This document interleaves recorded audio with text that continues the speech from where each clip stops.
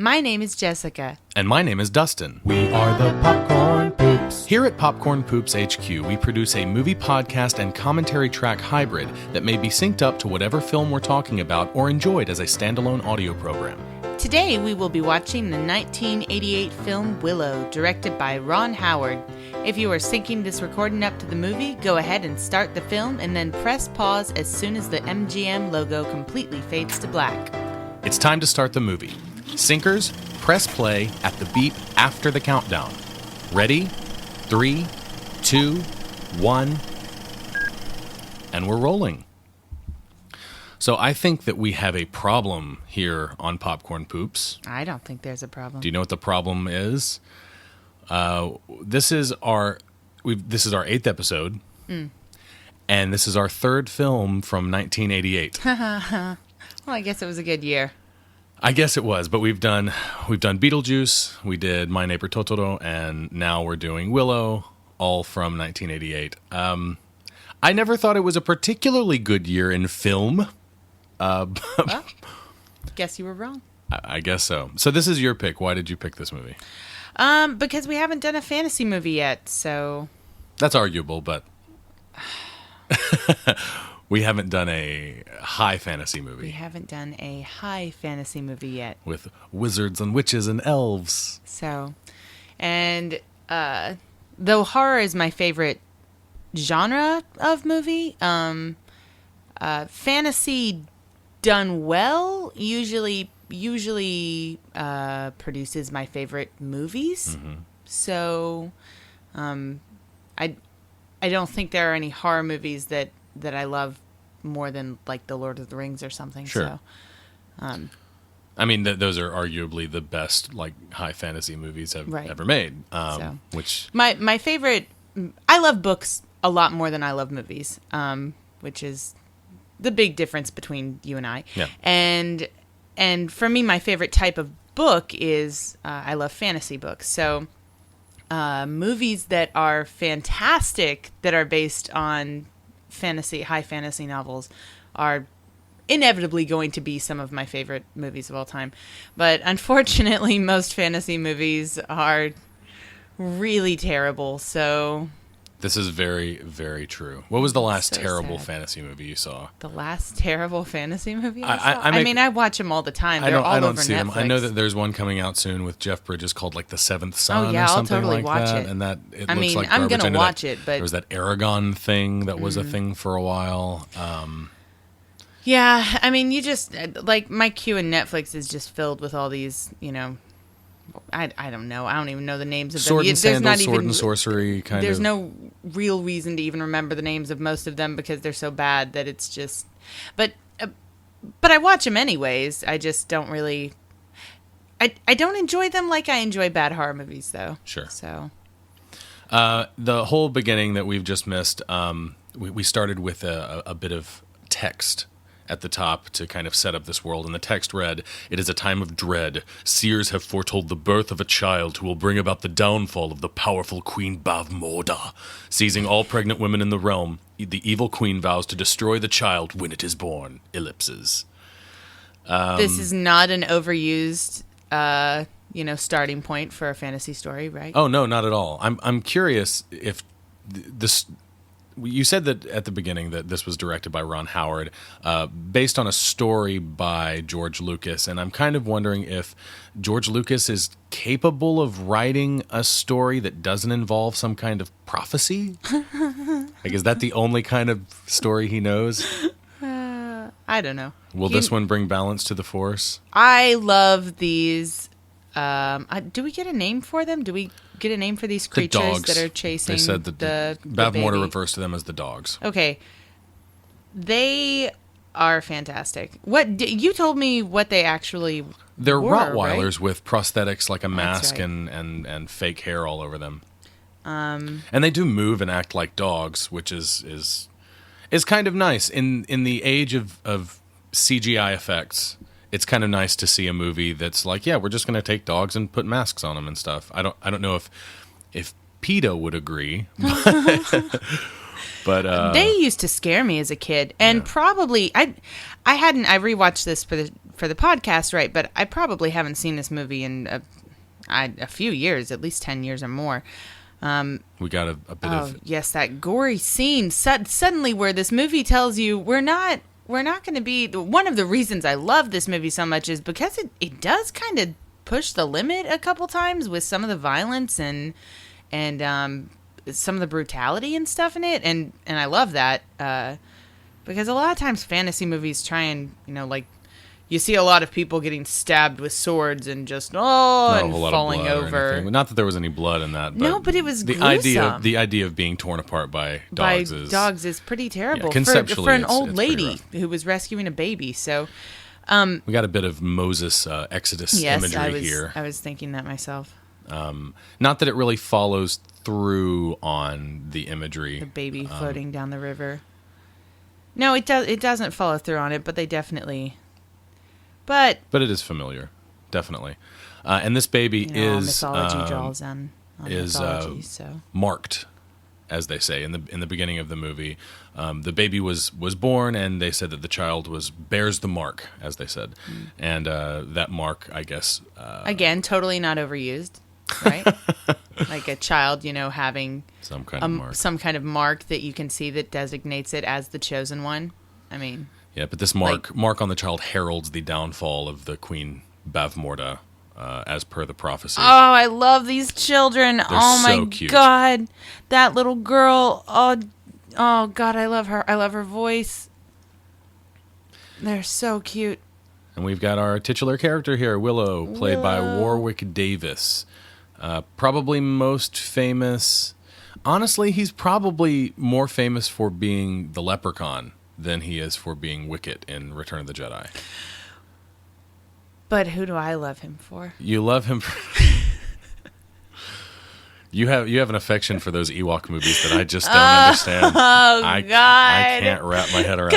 Crash, Star Cruiser. Oh, my God. People are going to listen to this. Oh, God. Like 5 people are going to listen to this, and they're going to hear you make a fool of yourself. Oh, I love Ewoks. I think Willow is wearing a drug rug right now. Yeah, he is. That's cool. I don't know another word for that, but that looks like a drug rug. It looks like something I wore in college. Some might call it a tunic. So one thing that I think is really amazing about this movie and really interesting, and I'm probably going to be drawing a lot of comparisons to the Lord of the Rings trilogy throughout this. But the fact that they use little people, like actual little people, to play the role of the Elwyn, which is the race of little people in this. So just think of them as hobbits from the Lord of the Rings movies. But instead of taking jobs from perfectly capable little people actors in Hollywood, of which there are at least a village full, as we see in this movie. And this was, 1988, so... Right, exactly. So... gotta assume there's more now. Yeah, I mean, especially with actors like Peter Dinklage coming up. Yep. That is... You would assume that Hollywood would be more open to casting little people in roles, especially since we just had X-Men: Days of Future Past, in which Peter Dinklage was cast in a role that had nothing to do with the fact that he was a little person. Right. Nothing to do whatsoever. I don't know that that's ever been done before. Like that might be a film first, which is an amazingly progressive thing. Like it's just amazing. Well, it's stupid that it's taken this long for something like that to happen. It is stupid, of course. If it is the first time, then that's incredibly stupid. But comparing that to the Lord of the Rings, I think we've got a scene coming up where there's like a festival going on in the village, and you see the village full of little people, of the Elwens. Yeah. And it's an amazing sight. It's a really amazing... Because the whole thing... When you don't have to suspend your disbelief for something in a movie, if there's one less thing that you have to suspend your disbelief about, then it makes it that much more realistic, and It makes it that much better. That's why I love practical gore effects in horror movies, is because if I'm watching something that's CG'd onto the screen and it's a CG monster, I'm going to sit there and there's a part of my brain that knows it's not real. But if I see something practical, even if I know it's fake, I can still tell that it's real, that it's rubber or plastic or whatever, and it affects me in a different way. And if you're using actors that are just framed to look like they're different than they actually are, like, there's a part of my brain that's going to recognize, if nothing else, I'm going to be looking for it. Mm-hmm. I'm going to be spending all my time going, how'd they get that shot? How'd they do that with them standing there? Why are they? The force perspective in this scene is not as good in this as in the previous scene, or something like that. And I'm going to be sitting there thinking about that instead of like here in these scenes where you can just shoot them as nothing. is. Yeah, I don't think anything of it. And I'm not, and of course I'm not saying, I just came off saying that I think it's great and amazing that Peter Dinklage was cast in a role that had nothing to do with the fact that the character was or was not a little person. And I say that to say that I don't think that little people should only be relegated to roles like this. Absolutely not. But when there is a role like this that comes up, I don't know. It's kind of shitty that you take it away from them. I don't know why you cast Elijah Wood. Like, right? Really? It's kind of amazing to me that.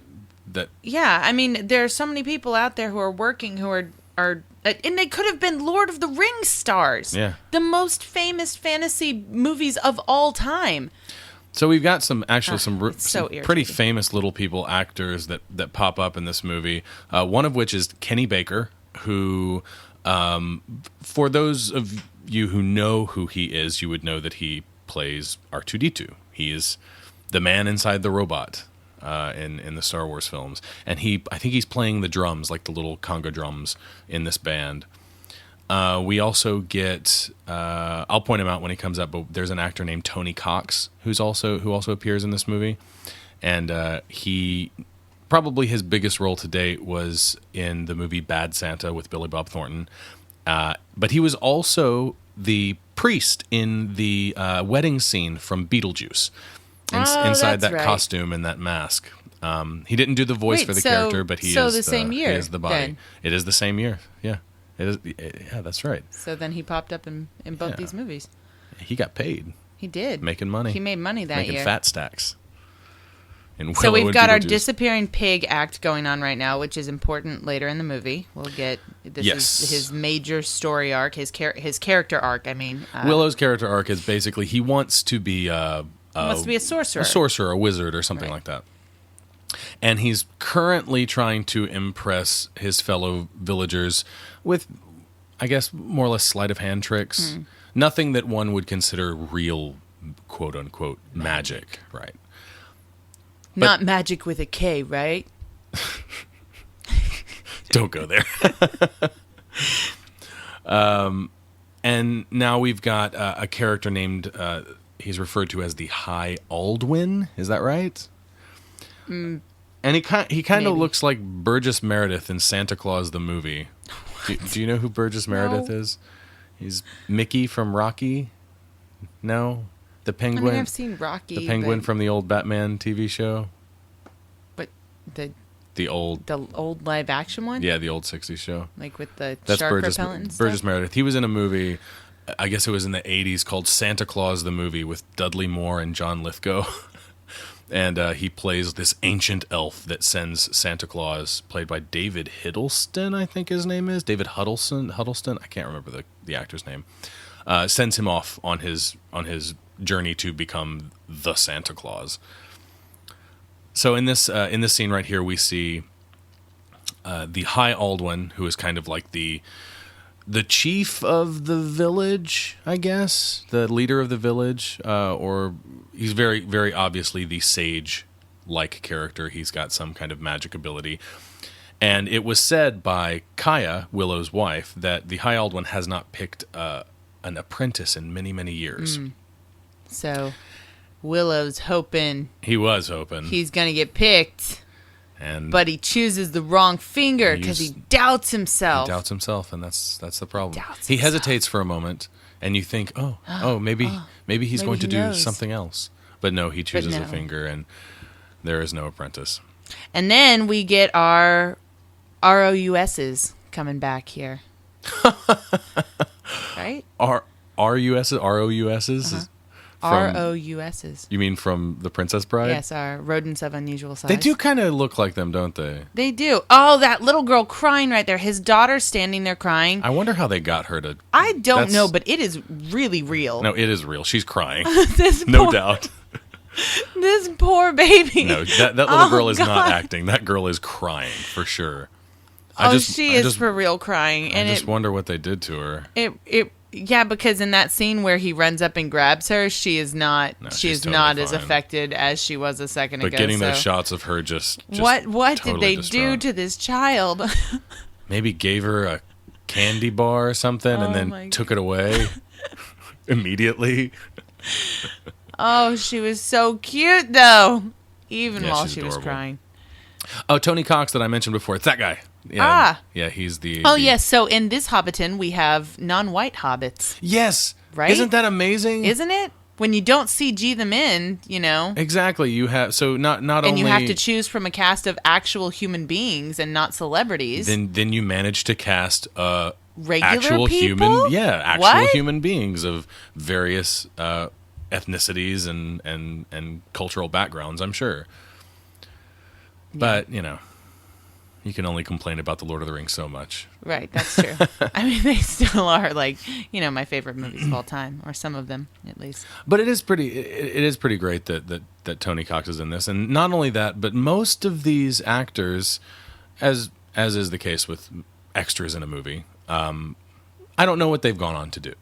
But it's cool that you can see Tony Cox in this movie, who I don't think has any lines at all, and then years later he pops up in movies like Bad Santa. I think that's excellent that he's found some success for himself, because at any given time there are about 2 little people that can work with any kind of consistency in Hollywood. Maybe 1. Peter Dinklage is the one now. I really hope he's changing. His success is going to be changing that though. Yeah, I hope so too. For a time it was Vern Troyer, and that was basically writing the success of the Austin Powers movies. Oh yeah, that's right. But it is a shame, and I would like to see more of that, because this is just there. It brings a reality. It brings a kind of a visceralness, I guess, to this world. That Hobbiton is great in The Lord of the Rings. It's wonderful. Yeah, no, don't get me wrong. I still want to live there. Wonderfully crafted and beautiful, and I mean it's a beautiful location and it's beautifully shot. And I think that it looks better than this world. It's obviously got a lot more money put into it. It's bigger. It feels more realistic than feels this world. lived in. Yeah. The setting feels like a real town. It feels like a real place. Whereas this, I'm kind of feeling like, okay, can I see all the houses from here? I think I can see all the houses. It feels small. But once Gandalf shows up, there is an artifice to the scale of the people, and right. That forced perspective thing is a wonderful special effects tool if you're doing that kind of thing, but it kind of you can tell, of course, you can kind of tell what they're doing. What I'm saying though is that in a fantasy movie, I'm already suspending my. There was Kenny Baker's one and only line. He says, "Well, who'd do that?" Talking about returning the baby to the human world, not the human world, the Daikini world. Daikini world, yes. Right? Except for when we talk about humans, which we do sometimes randomly in this movie. Yeah, so they're called Daikinis, except for when we call not. them humans. Yeah, So whatever, I love this movie, but I'm not. I am not fooled into thinking that it doesn't have problems because it does. I wouldn't call what I feel for this movie love. No, I love this movie. I like this movie. It's entertaining, but it's. You think it's boring, don't you? It's pretty boring. It's very much a case of been there, done that for me. Yeah, but I don't think it had been there, times. done that in 1988. I don't know. Maybe.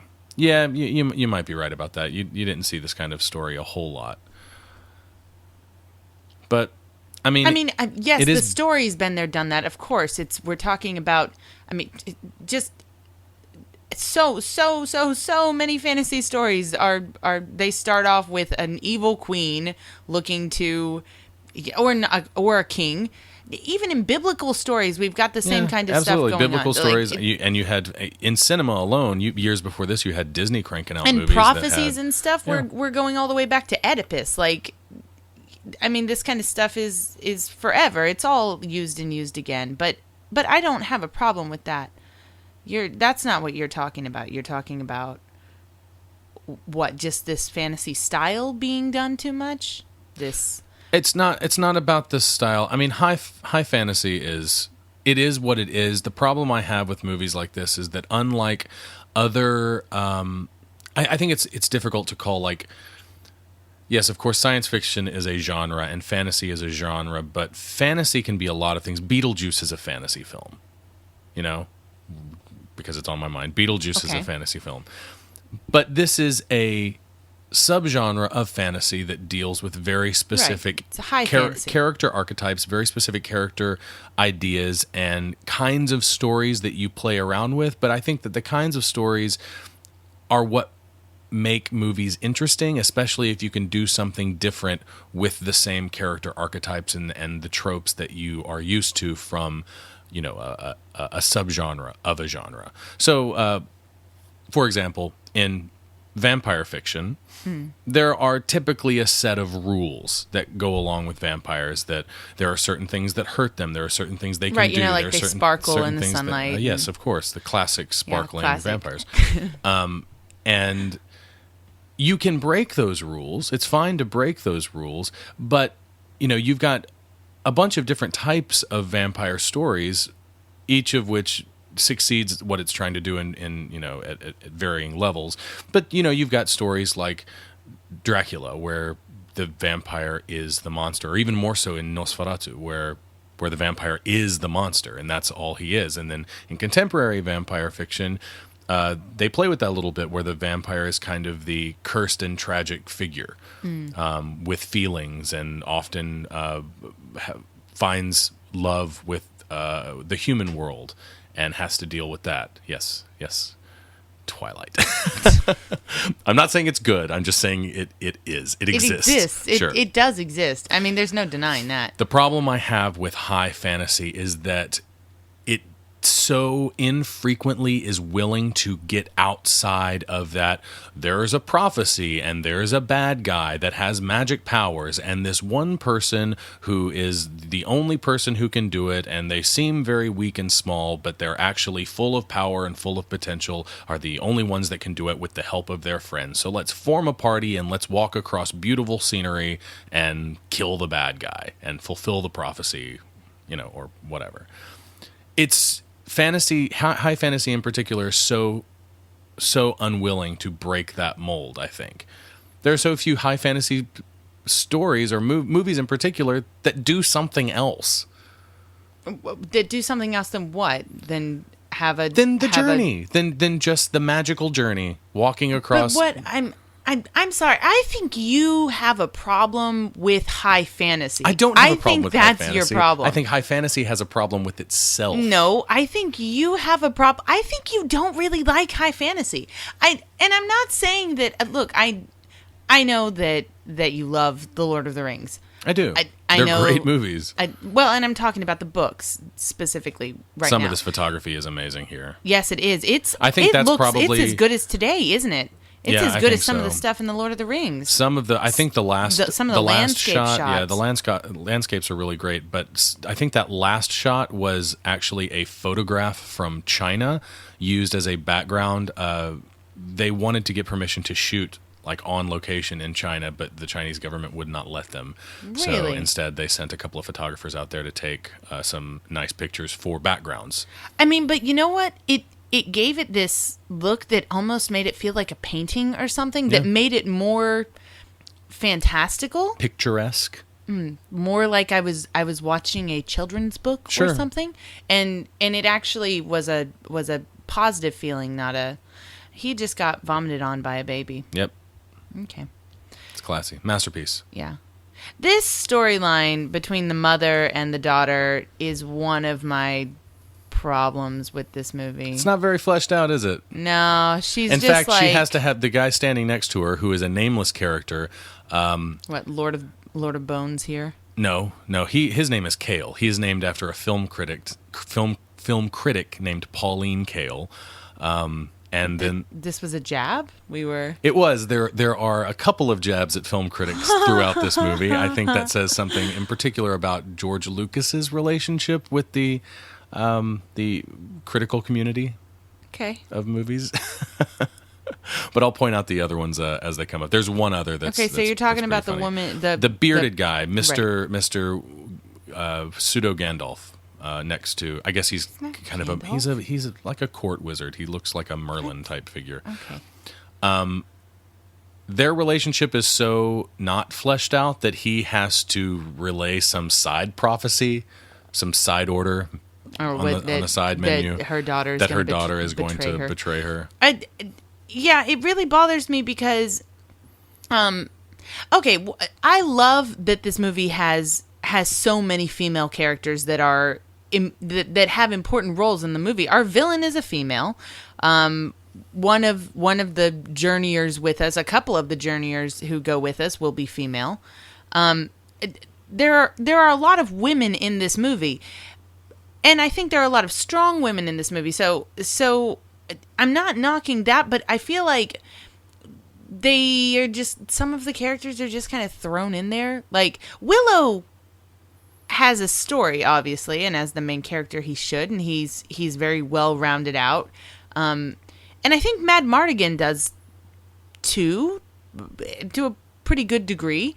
But I feel like a lot of the female characters, I don't really know why they're doing the things they're doing. Okay, there's a lot of things in this movie that I don't understand why people are doing. Like the scene we just saw when we know that these people, the Elwyn, have been tasked to, or Nelwyn or Elwyn? Elwyn. Is it Elwyn? Are you Elwyn. sure? Okay. Yeah. So the Elwyn have been tasked to give the baby back to the first Daikini that they see, which is a full-sized And then human. they saw soldiers. And then they saw soldiers. I don't know why they don't jump out. Did the soldiers have those dogs with them, and maybe it tipped I don't know if them they had the off? dogs, but maybe they just thought they looked like they were hunting them. So, And I think they even made mention that the soldiers said something about, they said that they have searched the village and now the baby is with a party of It is Nelwyns. No, it's Elwyn. No, it's Nelwyns for sure. It's Nelwyns. Are you pleased with yourself? No. Being wrong? I think you're wrong. As you usually are.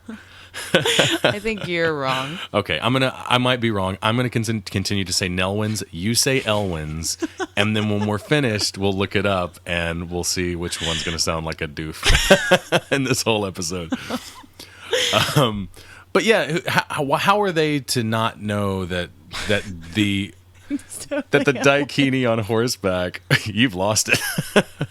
How are they to not know that the Daikini on horseback weren't just maybe the baby's caretakers or something, or parents? It's because they're wearing black. It's like, oh, they said something. We were talking over it, but there was a reason why they didn't give it to them. There was a reason they ran away.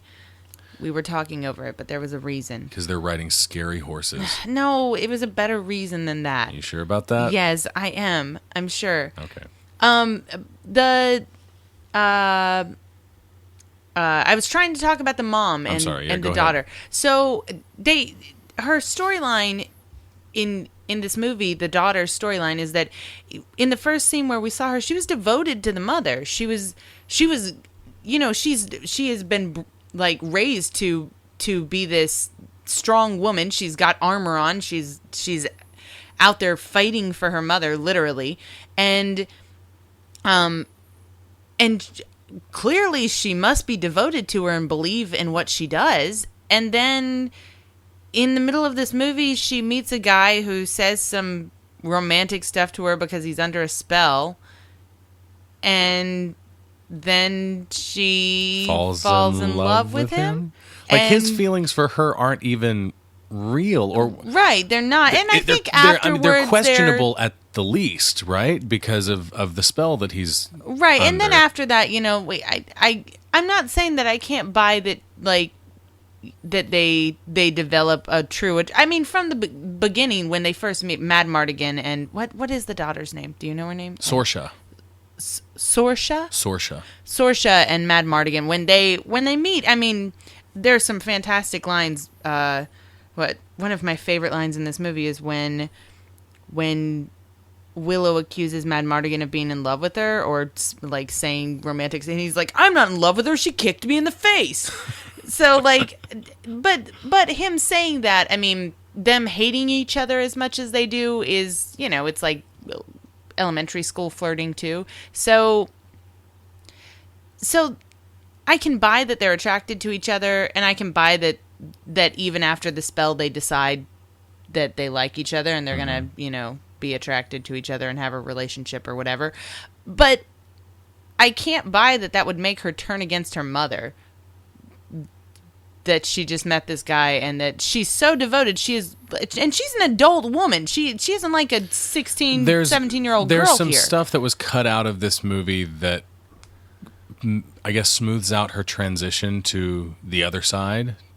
I mean, Willow's side. I know her mom's killing a baby, so that's pretty strong Yes. reason to go against your mom. That's rough stuff, yeah. But still, I mean, she's bought it up to this point.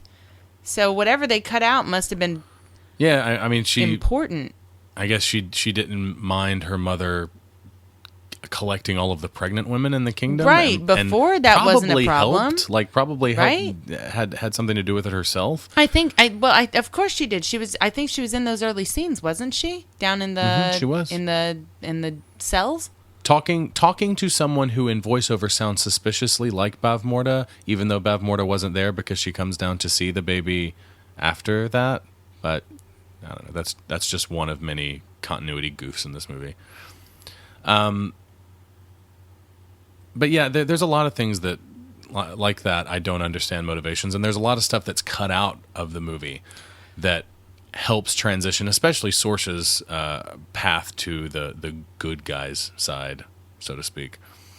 But we haven't really said much about Mad Mardigan yet. This is Mad Mardigan in this scene, played by Val Kilmer in, I guess, one of his better roles. I guess nothing beats Doc Holliday from Tombstone. He is magnificent in that. But he's okay as Mad Mardigan. He's pretty. I love Mad Mardigan. He's pretty cheesy and over the top. He is cheesy and over the top, but that's why he's lovable. Yeah, I guess so. One thing that I didn't know until really recently is that his name is Mad Mardigan. As in one word. As in one word. Not as in a mad person named Mardigan. Right. He's not crazy Mardigan. There are multiple scenes in this movie where he does a fake cry, and like a really obvious fake cry, and everyone's like, oh. And there's the second scene. We'll come up to it later. It's something like he's gonna go in a different direction from Willow, but then he pretends to be upset or something because Willow's going in the same direction as him, but he's trying to make it look like he's not helping him. Anyways, he does this same kind of thing a couple times, and I guess it's really cheesy and dumb, but I actually love it. So I love his fake cry. In this scene, he's in this thing that they refer to as a crow's cage. And as he was getting out of the cage between takes, the chain snapped and the cage came down on his foot. Oh. And apparently it resulted in him having there's a wide angle lens in that shot that was kind of weird and Peter Jackson-esque even, I would say. But he ended up with a limp, which you can see in one scene where Mad Mardigan and Willow arrive at the lakeside across from Finn Razel's island, where they find Finn Razel as a possum. So he enters that scene, I guess, with a limp. I'll look for it when it comes up again, but that's because of this scene behind the scenes, actually. This character, whose name is not Eric, but Airk. Airk? A-I-R-K is how he's credited. Okay. This movie has a real problem with fantasy naming syndrome, where everything like Galadorn, Bavmorda, Nockmar, Elwyn. Nelwyn, Daikini, which sounds weirdly Japanese to me. Yeah, it does. Okay. Tiraslin. Again with Shelindria. Again with you just don't like high fantasy. It doesn't have a problem with high fantasy naming. It's kind of goofy. Again, clearly you just don't like high fantasy. Because it just sounds like high fantasy stuff. Like sure, okay. I can buy that. It doesn't sound like bad high fantasy stuff. It just sounds like regular high fantasy stuff. Lord of the Rings names don't bother me because I know that Tolkien created an entire language and Lord of prefixes the and Rings suffixes. I know. They aren't novels. They're textbooks. Let's be real. Yeah. They're textbooks. They're history books for a world that's never existed. So, I don't know if you thinking those names sound not stupid is because they actually sound better than these names or because they're from the Lord of the Rings. So, it's not going to sound stupid. Hobbit isn't funny. It's a hobbit. They've got kind of a Frodo and Sam thing going on right now. Yes, they do. They do. They totally do. I was thinking that. I think it's really strange, though, that they sent Willow out on this mission. Like, script-wise, I think, the writer sent Willow out on this mission with a group of people. They get to the Daikini Crossroads, and then they promptly ditch most of the group except for this Migosh character, and then they keep Migosh around for like one or two more scenes, and then he goes back. But none of the characters do anything. They don't do anything. They do that a lot in this movie, though. They ditch a lot of the characters again and again. They ditch Mad Mardigan. They ditch the brownies. They bring them back. They do it again and again. So, but none of them really have arcs. It's strange how they just have them around, seemingly just for Willow to have someone to talk to. Like, they're not characters in their own right, or they don't feel that way. They've got personalities. I think the closest one to having an actual character is maybe the Burgle Cut guy, who is the bigger, the big fat one that was bald on top, and he was always giving Willow a hard time about taxes or something. I'm not sure. All we need to know is that Willow was not having the greatest life back in the village, and he was trying to be a wizard. But not everyone can be a wizard. Did you know that? Not everyone can. Not be everyone a wizard? can be that. That's the moral of this story. The moral of Willow is not everyone can be a wizard. Is it? I think we watched a different movie because we got different names. I'm kidding. He totally becomes a wizard. He totally becomes a wizard and gets a magic book at the end that he can study and become a wizard. I do like that the High Aldwin is kind of shitty at magic. Well, no, he's not shitty. He makes a point of explaining to Willow that magic is half the time just tricking people, is being smarter than the people around you and tricking them into seeing what you want them to see. What a great message. I mean, because he does. It's not about actually being better. It's pretending to be better than everyone else. We didn't talk about it, but in the scene when they're in the town meeting and they're all yelling at each other and who's gonna do this and take the baby and whatever, and Willow gets his first magic lesson when the magician or whatever is the town wizard, High Aldwin. Yeah, the High Aldwin. Get it right. Looks at the bones that he's thrown onto the ground out of his little bone bag. I shall consult the bones. Right, and he consults the bones, and then he just I have looks a problem at with what's happening right now too. So Willow, them stealing the baby? Well, Willow gives Mad Mardigan the baby, and in the very next scene, the brownies. Yeah, because they don't want the baby. Because there's a reason for this, though. Yeah, but the brownies conveniently drag the baby back through the woods exactly where Willow's going. Because they're going to Willow. Because the baby wants Willow. The baby has decided that she wants Willow as her protector. It's a magic baby. So the brownies don't know that Willow is Willow. Is that what's going on right now? Yes. But Sherlindrea, the fairy queen, yes, knows who Willow is, and somehow... I love how they tie them up like in Gulliver's Travels. Oh, I was going to mention that too. It's totally a Gulliver's Travels kind of thing. It totally is. Anyways, so I'm trying to say, so the bones, he throws the bones on the ground and he looks at Willow and he's like, the bones don't say anything. So his delivery is great though. The bones tell me nothing. and Willow's just like, oh, so you're just gonna make it up then? You're just gonna ask me? Yeah. And he sways the people by lying to them and saying that the bones told him something, that he did a magical thing, when he didn't. He just asked Willow if Willow was going to go and do it, and Willow says okay, and so he makes everyone back him up. Then he does an actual magical thing when he throws the stone, I guess, into the air, and it turns into the bird. Right. And he's like, follow the bird. The bird went back to the village. Ignore the bird. Follow the river. That's pretty funny. Yeah, I like him. No, but I mean, that's how Willow wins in the end. He tries to use real magic. I know. And then I think that's great, though. Like, I like that. His just, his pig trick is what saves the day. It's better. The real moral. I wasn't serious when I said the moral was not everyone can be a wizard, which would be a great moral. It's that obviously it's more important to be clever than it is to be powerful, or intelligence is sexy. What?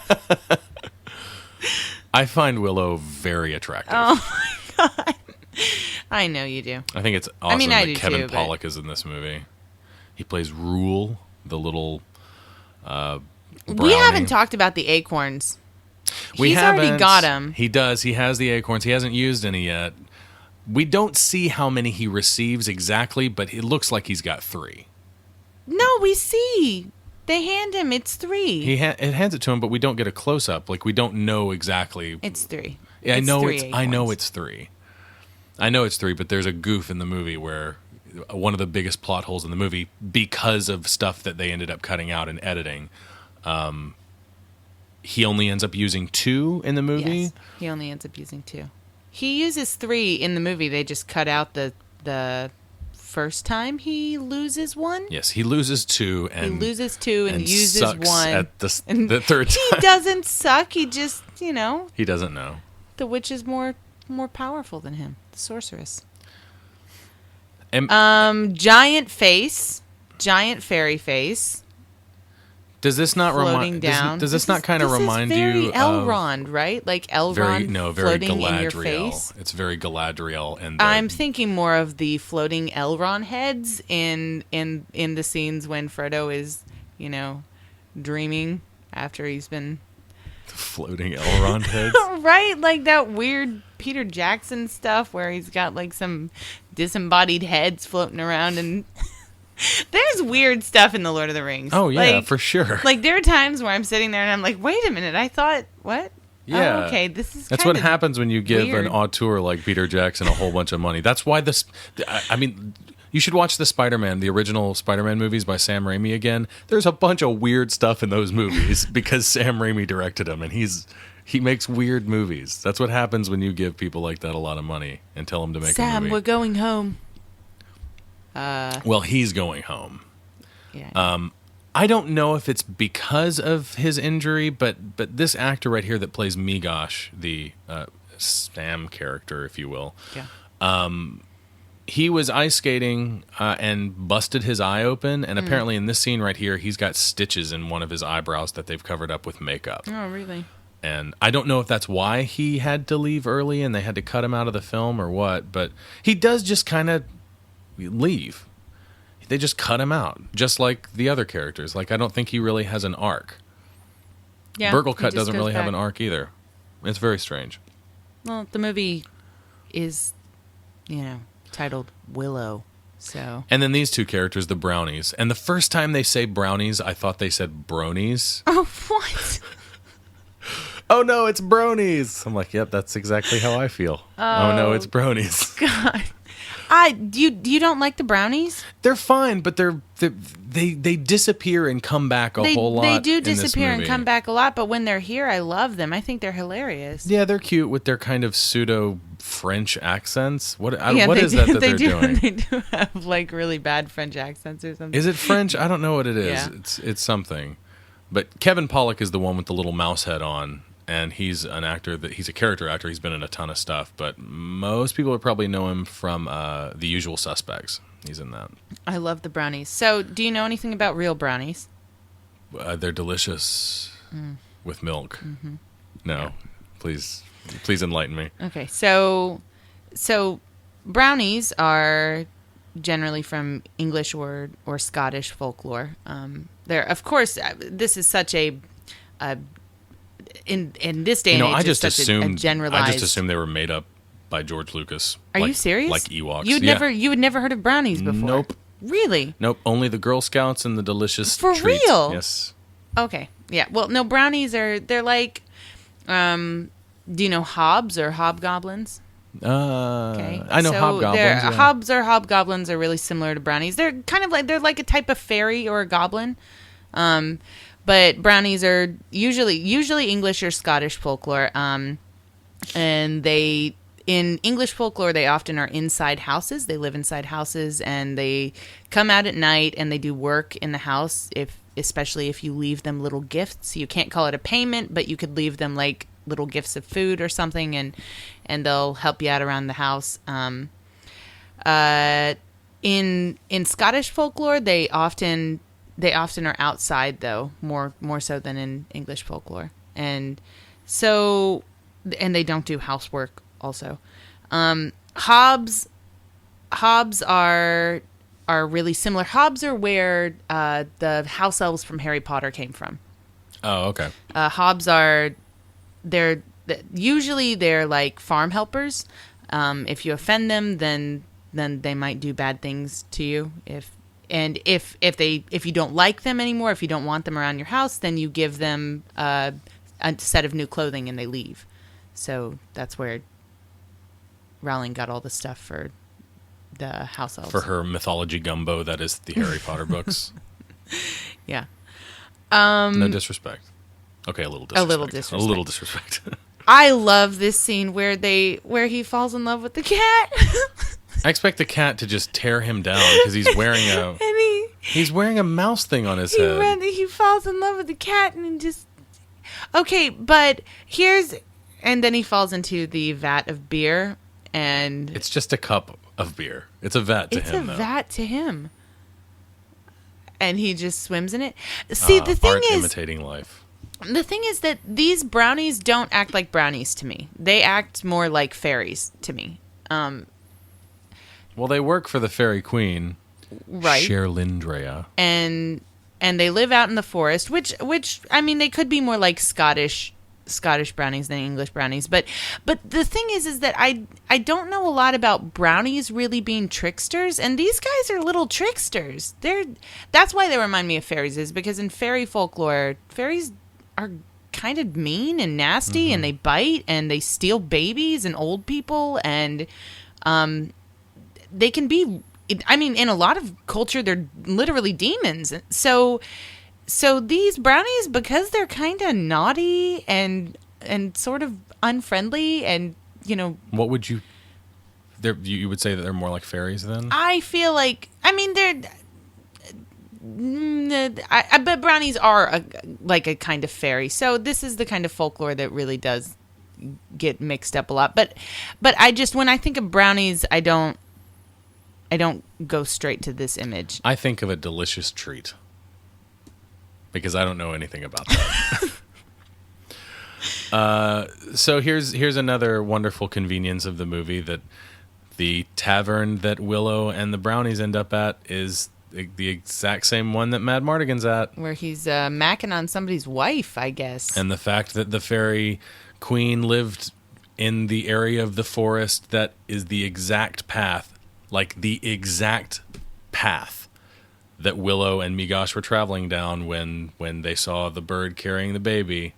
Awfully convenient. I feel like everything that happens in this movie. There are a lot of things in this movie that are just, There's there are a lot of things movie, that just happen. I think one of the movie's strengths is that it makes this world seem big. And one of the things that helps with that is all of the really great landscape shots and the background shots and all of that stuff that they've set up, whether or not they're photographs or if they were shot on location. honestly, I think that some of that stuff looks as good as, what Peter Jackson shot in The Lord of the Rings. Maybe not as big in scale where he's got these crazy helicopter shots over mountain ridges and having his characters like run way off in the distance and you can see them just little specks. But as far as photography is concerned, it sells that feeling. I think that's one of the movie's strengths. But despite the fact that the movie feels big, everyone seems to live and walk around in like a 1 mile radius where they can just run into each other all the time. But I think that's because it's part of the fact that they're all looking for each other or trying to get away from each other at this time. And Mad Mardigan just got free, so he immediately goes to a whorehouse. So, that's in his character. I buy that. I guess. Did you get that from his character? That he's a scoundrel? Yes. Yeah, he was locked up. Sure. Yes, I did get that he was a scoundrel and that he would go straight to beer and women. He's no Han Solo. No, he's not. In his right now, his I don't love him in this movie. I'm going to say what? that. Most of his dialogue in this movie is improvised. Really? Did you know that? No. That makes a lot of sense because I don't think he does a particularly good job.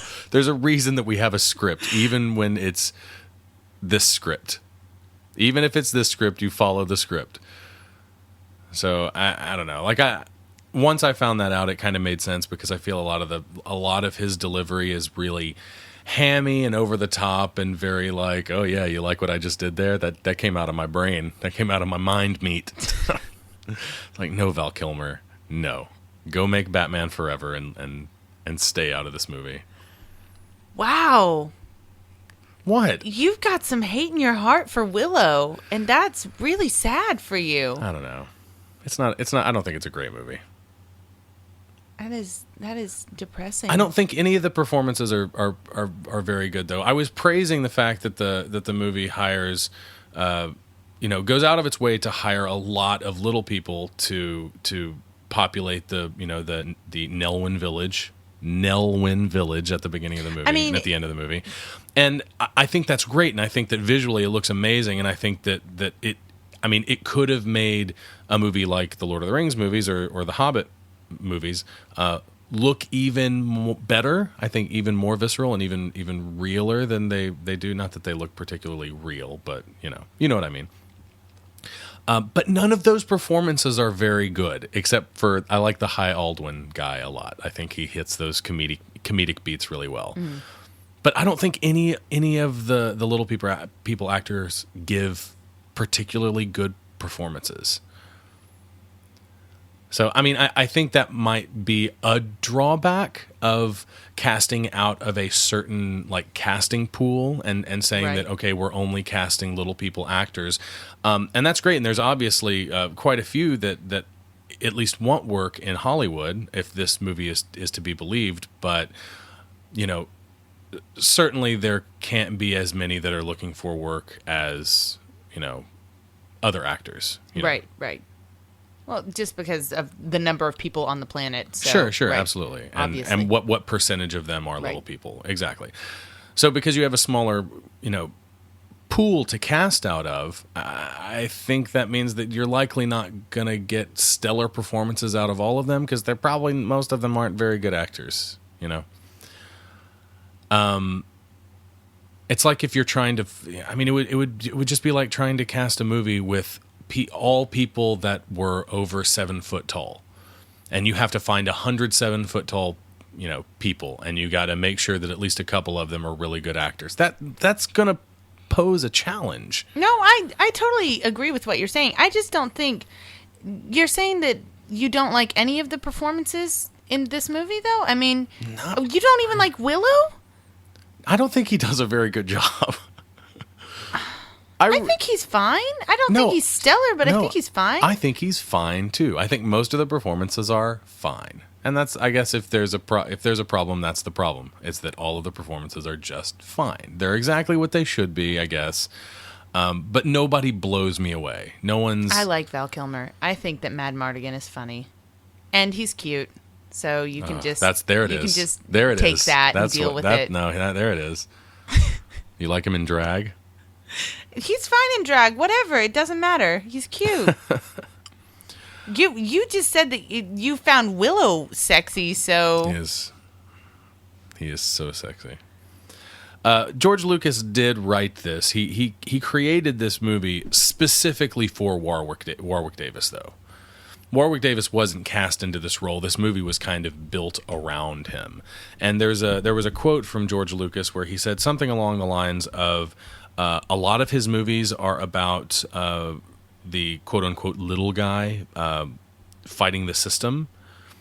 So, he just made that a little more literal, I guess. Well, in a lot of one of the major themes in this movie is size, like literally size affecting whether or not you're capable of doing something. He even wow, that sounds a lot like another high fantasy movie about a journey that a character must go on with a group of people that help him. No? Anyway, so he even talks about how he's small for an Elwyn. He even talks about how in his village he's considered small. And even the brownies make fun of him. And they're smaller than him. Yeah, but the brownies are very confident. Yes, they are. I don't think that's why I love the brownies. I don't think Willow's particularly No, confident. he's not. That's his problem. That's what the high Aldwin. Get with it. I didn't write down these names, so the high Aldwind. Aldwin, I think. Oh, this is the scene I was talking about where Val Kilmer is about to leave. Yes. And he doesn't because he doesn't really want to leave Willow. And so he does his fake... What? You're going the same way I'm going? Well... Oh, no! And he, yells at Willow about it. Okay, all right. It's funny. Okay, he's kind of okay. He's kind of good. It's funny. Val Kilmer's kind of good. Because it's obviously fake bad, but he also knows it's fake bad, or maybe he doesn't know it's fake bad, or he doesn't care. I don't know what it is, but whatever it is, it's funny. It comes off right. The queen looks like the queen from Snow White with her head thing going on. She does. She totally does. Her white the head look, she's coverall got two with wizards with the now. crown. She's got two nameless wizards. They aren't wizards. She's the wizard. Well, what are they? Who are They're just her advisors. She just backhanded that man. There is a lot of violence, face punching violence in this movie. Mad Mardigan gets kicked in the face. At the very end, when we have the two sorceresses fighting, Sorcerai, the Gandalf versus Saruman, except with boobs, scene at the very end of the movie. That's a movie I'd watch. They punch each other in the face. There gets to a point where the old ladies are punching each other in the face. I think that's kind of amazing. It is. It's awesome. That's something that was missing from the Gandalf versus Saruman scene, is when they just go all out and just start mode and start ripping out each other's beard hairs. That would have been amazing. The wand that he uses, it was actually made out of real wood. The original wand was made out of real wood, but as they went on, they were afraid that it would break, so they ended up making replicas of it. But the original one that they had was an actual branch they found. Just a stick. That That's gnarly, awesome. twisted wand. I mean, it's a great looking wand. Great. It's all gnarly and twisted. And poor Willow, he's found stuck it. up in a tree. And they made it. He did it to himself. He did it to himself. And Mad Mardigan didn't get him down. There are moments in this movie, and I know that the brownies were, certainly, definitely written in the script. They were written in the script. But there are moments in the movie where I feel like the brownies weren't even supposed to be there, And they were just, and I guess in editing or something or in post, they were like, we should probably throw the brownies in this scene, right? And they just cut to the brownies doing something dumb that has nothing to do with anything going on. I love the brownies. I don't care if this is a case of where this is where you and I so often meet this point where it's just not going to be reconciled between us, because I don't care if they affect the story. I don't care if they're fully developed characters or not. They entertain me. They make me laugh. I think they're funny. I think they look good. They're pretty funny. Kevin Pollak is funny. I love it when he falls in love with the cat and he walks toward the cat and the cat just looks so pissed and it's just a great moment, and they're cute. They're basically scenery with Just some magical noise, items that cause trouble. The scene that he just walked in, you could kind of see his limp. I wonder if he'll walk around more and you can see it a little bit more. The blackroot that he was feeding to Alora, that's her name. The baby's name in the movie is Alora Dannon. Blackroot is actually just vanilla. Did you know that? Really? No, I didn't. Yeah, blackroot's just vanilla. Just a cooler name for vanilla. So like this. So shot, we should always call vanilla blackroot. Sure, right? if you want to seem like a weirdo that goes to many Renaissance fairs. Okay, we're doing it now. Darling, pass me the blackroot. That's what I'm gonna say from now on. Yeah, there was a shot just a second ago that kind of looks like something that they would just add in with the brownies, where he just walks by and they're like, "Hey, you, now don't step on us." Yeah, they're just scenery. It's true. But I like them there. They color this movie. So how many times does Mad Mardigan go away and is dragged back? Many times. One way or another. So he's gone away once and been dragged back. Now he's going away again. He's going to be dragged back to Willow. That might be the last time. Just twice. But then he gets turned into a pig for a while. So is that him denying the call to adventure twice? Oh, don't start again. Does that make Mad Mardigan the actual protagonist, let's the not actual do it. hero of this Let's not do it. I don't want to do it. hero's journey? I don't want to do it. I don't think it's funny anymore. No, it's not. It's not I used funny. to think it was funny, and then you told me that the whole internet knows about Joseph Campbell, and I don't think You it's said funny it. You said his anymore. name. Oh, this twice, 2 episodes in a row. You got to say something nice about I'm somebody. I'm not playing any more of these games. Say something. I'm not doing it say anymore. something nice about Warwick Davis. He has good hair. He's sexy. Is that all I ever say? Is I just say people have good hair? That's it. Is that the only thing that you notice? Maybe I just can't think of anything nice, so... You're not a very nice person. No, I don't think it's funny anymore because it's a thing on the internet. I didn't know that, Yep, and I it don't totally think that's is. funny, so... So, not surprisingly, the box office receipts for this movie weren't super great. What animal is this? This is a possum of some it a kind. possum? Yeah, it's It's cute. I have it written down somewhere. A common brush-tail possum, also known as an Australian possum. She's cute. Yes, very cute. And the little special effect to make the possum's lip move is very subtle. Yeah, it's subtle, so it works. Yeah, it's not bad at all. But yeah, what was I saying? Oh yeah, the box office receipts. Not so great for this movie. And actually, George Lucas had planned on this being another franchise like Star Wars. Like, Willow is going to go on many adventures after this, like Luke Skywalker et al. Really? Yes. But he didn't get to do that. And instead, he continued the story in the books. books. So I think there are 3 books. It's a trilogy. The trilogy is called The Chronicles of the Shadow War.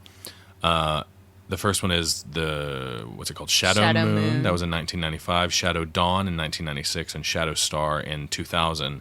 And they were written by him and Chris Claremont. Chris Claremont, who is mostly known Chris as Claremont? he's a comic book writer. He probably he's written a bunch of comic books. He's a very, very famous comic book writer. But probably most famous for writing X-Men in the 90s and writing the I don't know comic books that well. I think it's the Dark Phoenix arc of the X-Men comics that they kind of did in the X-Men Last Stand movie. Awful Okay. movie, but yeah, they tried. In this scene, Willow is wet. Tried to do. Yeah, he's wet because this is where our first acorn was lost. That's right. Lost on the cutting room floor. Actually, do you want to talk about what happens? And what we Well, lost? I mean, from what I understand, the cut scene was that the Queen made a bad storm, on the little stretch of right. water between the island and this lakeside and area. he dropped his acorn in the boat because of the water being rough, and when the acorn is thrown at something, or I guess if it's just dropped too, because that's what happens later on the bridge, it turns the thing that it touches into stone, so the boat turns into stone, and he loses the acorn, and he also gets all wet. So, but he makes it back to shore. Yep. And that's where the first acorn goes. Yep. But they cut it, so at the end of the movie, when he throws his acorn at the Queen, and it doesn't work, everyone's like, it is kind of wait. forgivable, though, because they don't make a big deal about how many acorns he gets to Right. begin with. They don't make a big deal, but And they don't even, there's not even like a close-up on his hand of how many he gets. You we just hand see him. him losing them, and we can count them. Like, it's enough. Yeah, I guess so. Yeah, but like in the scene where the High Aldwin gives him the acorns, they don't make a big deal. He doesn't say, here are 3 acorns. That's you know? true. It's true. So, as far as the movie's concerned, he only ever received 2, I guess, is how they can get away with it. But if you look carefully... we see 3, though. Kind of. I mean, it's not... We see 3. Okay, all right, we see 3. If you say so. We see 3. No one's paying that close of attention. And the movie doesn't make a point of it, so I don't think it's that important. But yes, that's true. That poor little possum stuck in a cage.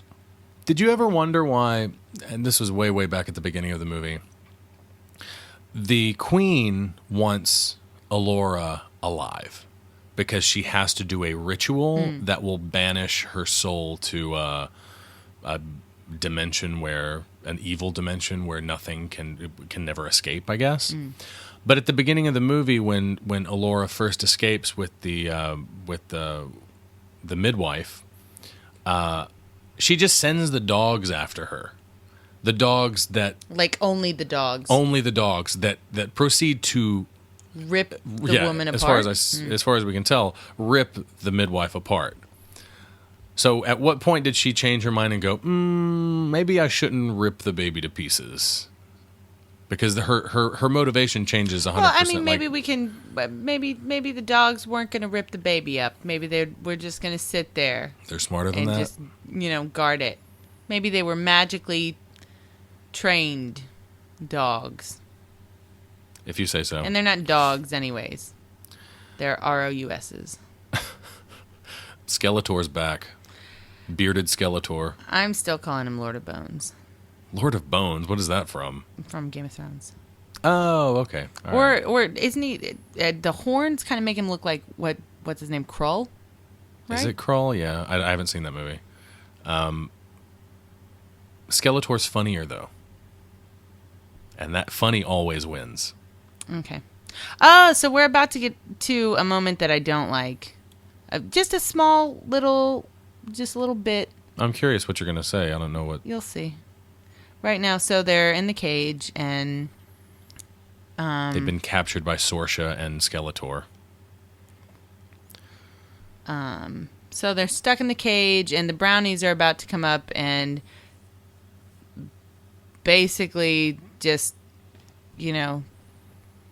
cause trouble again for the sake of causing trouble, because that's what they've done in this movie so far. And they're going to... Mad Mardigan is going to get their fairy dust in his face, and so thus he will fall in love with whoever he sees, right? It was all set up before in the scene in the tavern. With the cat. We saw the brownie fall in love with the cat. Yeah, so we know the brownies have the magic fairy dust that makes people fall in love with the first person. Right, and this is where my problem is. The first person This is my problem, Oh, okay. is because because clearly I don't like the way Willow's stroking that wand. Clearly, between species, it's okay.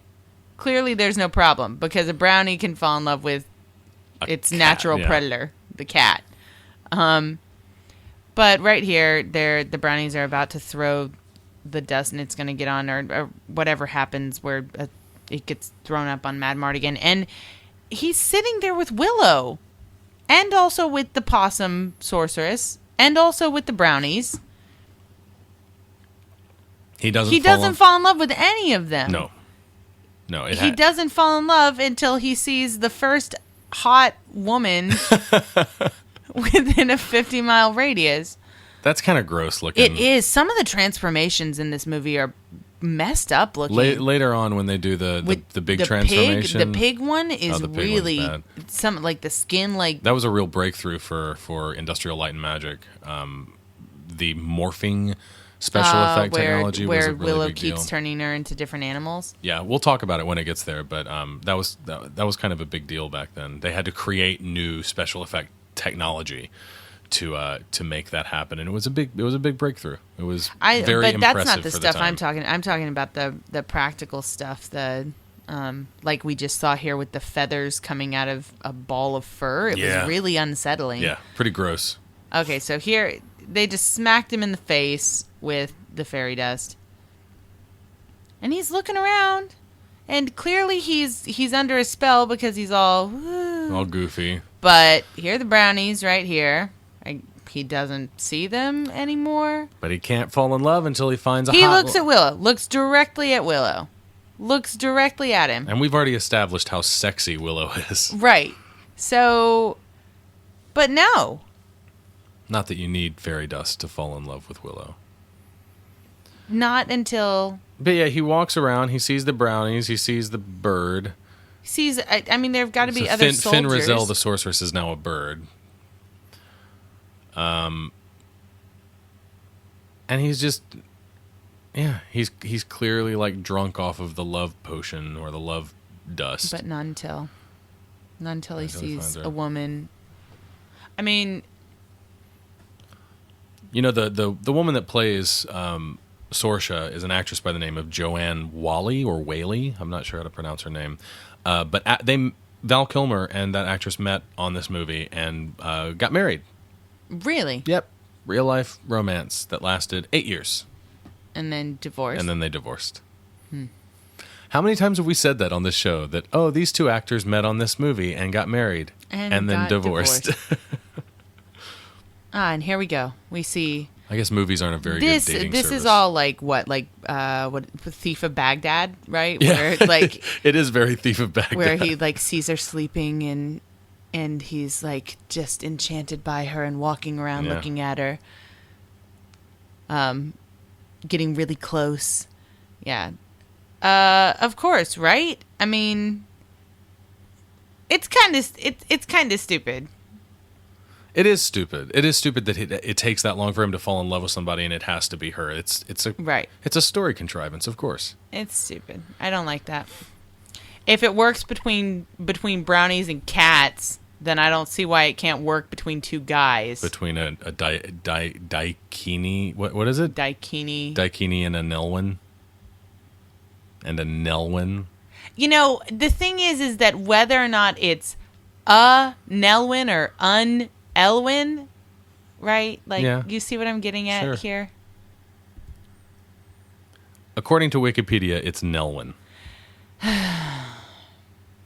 N-E-L-W-Y-N. Okay, well, I didn't look at Wikipedia. I just used my ears. Well, the Wikipedia is not always right, so... So do you buy their... You said before, but does any of this work for you? None of it really works for me, but as far as their relationship goes... Oh, I mean, he's cute and she's pretty, and it's a fantasy movie. So, like, don't be fooled. I still enjoy this relationship, and I feel like there is a little bit of Leia and Han going on here, especially like in the scene where when they first meet and she rips off her helmet and stuff, and it's like, whoa, it's a girl, right? that's very Return of the Jedi. So Yeah, Leia in the when bounty she hunter goes to costume, rescue yeah. Han, right? And you think it's a dude, but no, she takes off the helmet and the hair comes down, and what? Oh my gosh, it's a hot chick. So we've got some of that going on, and it's likable. It's totally likable. His sword flipping is pretty good. You think good. so? He's good at flipping the sword around. Well, this is the first time he said that he's a great swordsman, and this is the first time we've actually seen him fight, and that's what Willow says. Willow says, "You are great," which is cool. Like, yeah. He sells it. There's totally they I guess they got rid of it between scenes. Oh, there's totally blood on that sword. Mm. I don't think they could get away with that today. Really? In a PG movie? No. Oh, yeah. In a PG movie, you can't do blood on the sword. No way.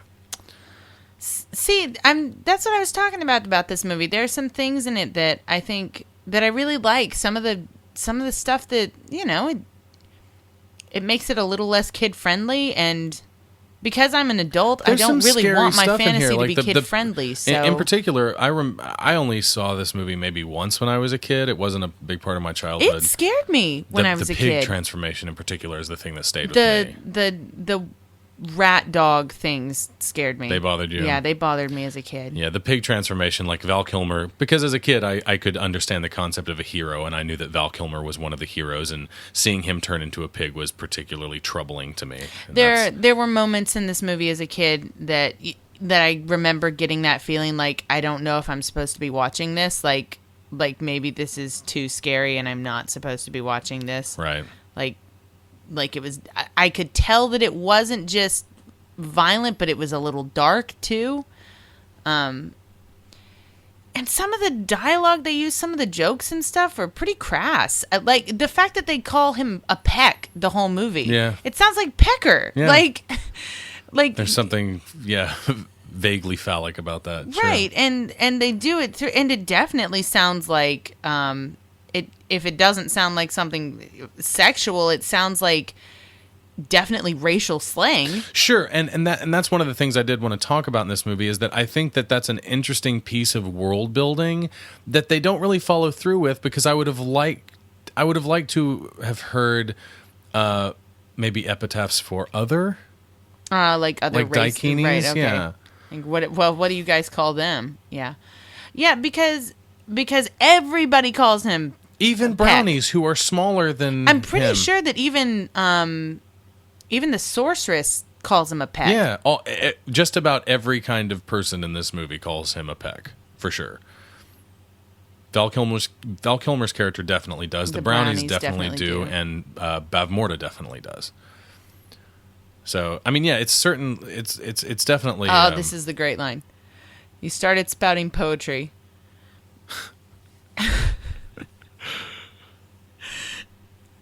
He's not okay. Warwick Davis he's completely I don't serviceable love her. in this movie, she but he's me got in the moments. face. That's a great line.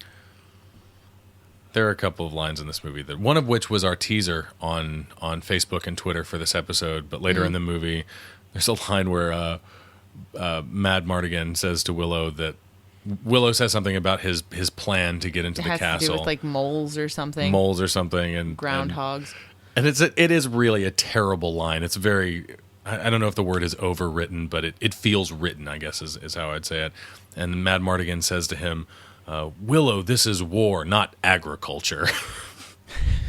It's such a bad line. Yeah, it is. But there's a few of those in this. I don't know. I guess on one hand, it kind of gives the movie a certain charm, a certain B-movie charm. I wouldn't, budget-wise, and the pedigree of people who worked on this. I mean, it's Ron Howard and George Do you Lucas. think of this as a B movie? I don't think it's a B movie, but it does have a B movie quality to it, I think. I don't think that. I don't think it has a B movie quality. I think it has a very unique quality, and I think it's an expensive B movie quality. Don't get me wrong. The production design in this movie, I think, is more or less as good as, the best fantasy movies that have ever been made, like the Lord of the Rings trilogy and the Hobbit movies. I think the production design wise and costumes wise and stuff, this movie The costumes looks in this movie are great. Yeah, they look great. There's a lot of influence. Like, you can see the influences behind them. You can see that the Nockmaar, some of them have very, very kind of medieval France looking helmets, yeah. and then Sorsha is wearing a helmet that's very clearly like a samurai kind of thing, very Japanese influence. But yeah, I think that the production design is great. It looks like an expensive movie. It looks like it was supposed to make a ton of money, and it really didn't. Not to say that it would, but they had a hard time finding financiers for the movie. They had a hard time finding people to distribute the movie because this has been true forever. Fantasy movies like this, especially high fantasy movies, don't make a lot of money. They just don't. Lord of the Rings, those kind of movies are the exception to the rule because they're marketed to hell and back, and they're based on existing properties that have huge fan bases, and especially like Lord of the Rings, what has always kind of been a household name. Like, right. it's something that people know. It is the high watermark for fantasy literature. But when movies like Dragon Slayer and Lady Hawk and stuff like that, and Willow, those, and Legend and whatnot, those are all in the kind of same camp of movies that did okay, but they're not like, you don't see a Willow. Like we said before, you don't see a Willow franchise. You've got books. They followed them up with books, and there's no sequel to Legend, but I would be surprised if there weren't some novels based on the Legend property. Yeah, probably. I would be surprised if there weren't novels based on the Labyrinth property. Maybe Labyrinth was a novel to begin with. I'm not sure. Labyrinth? I don't know. Yeah, I don't know about that. But yeah, I feel like if a fantasy movie isn't based on a fantasy novel, then more often than not, it gets sequels in the form of novels than it does in, a follow-up film. There just aren't that many fantasy movie sequels. Right? Yeah, well, there just aren't that many fantasy movies. That's true. There's a lot. For as much as I'm saying is out there and garbage, You mean high fantasy movies, but yes, I know what you mean. Yes, high fantasy movies. There is a lot of garbage out there, but when I say a lot of garbage, I mean compared to the amount of garbage that there is for any other genre, there's really not that much.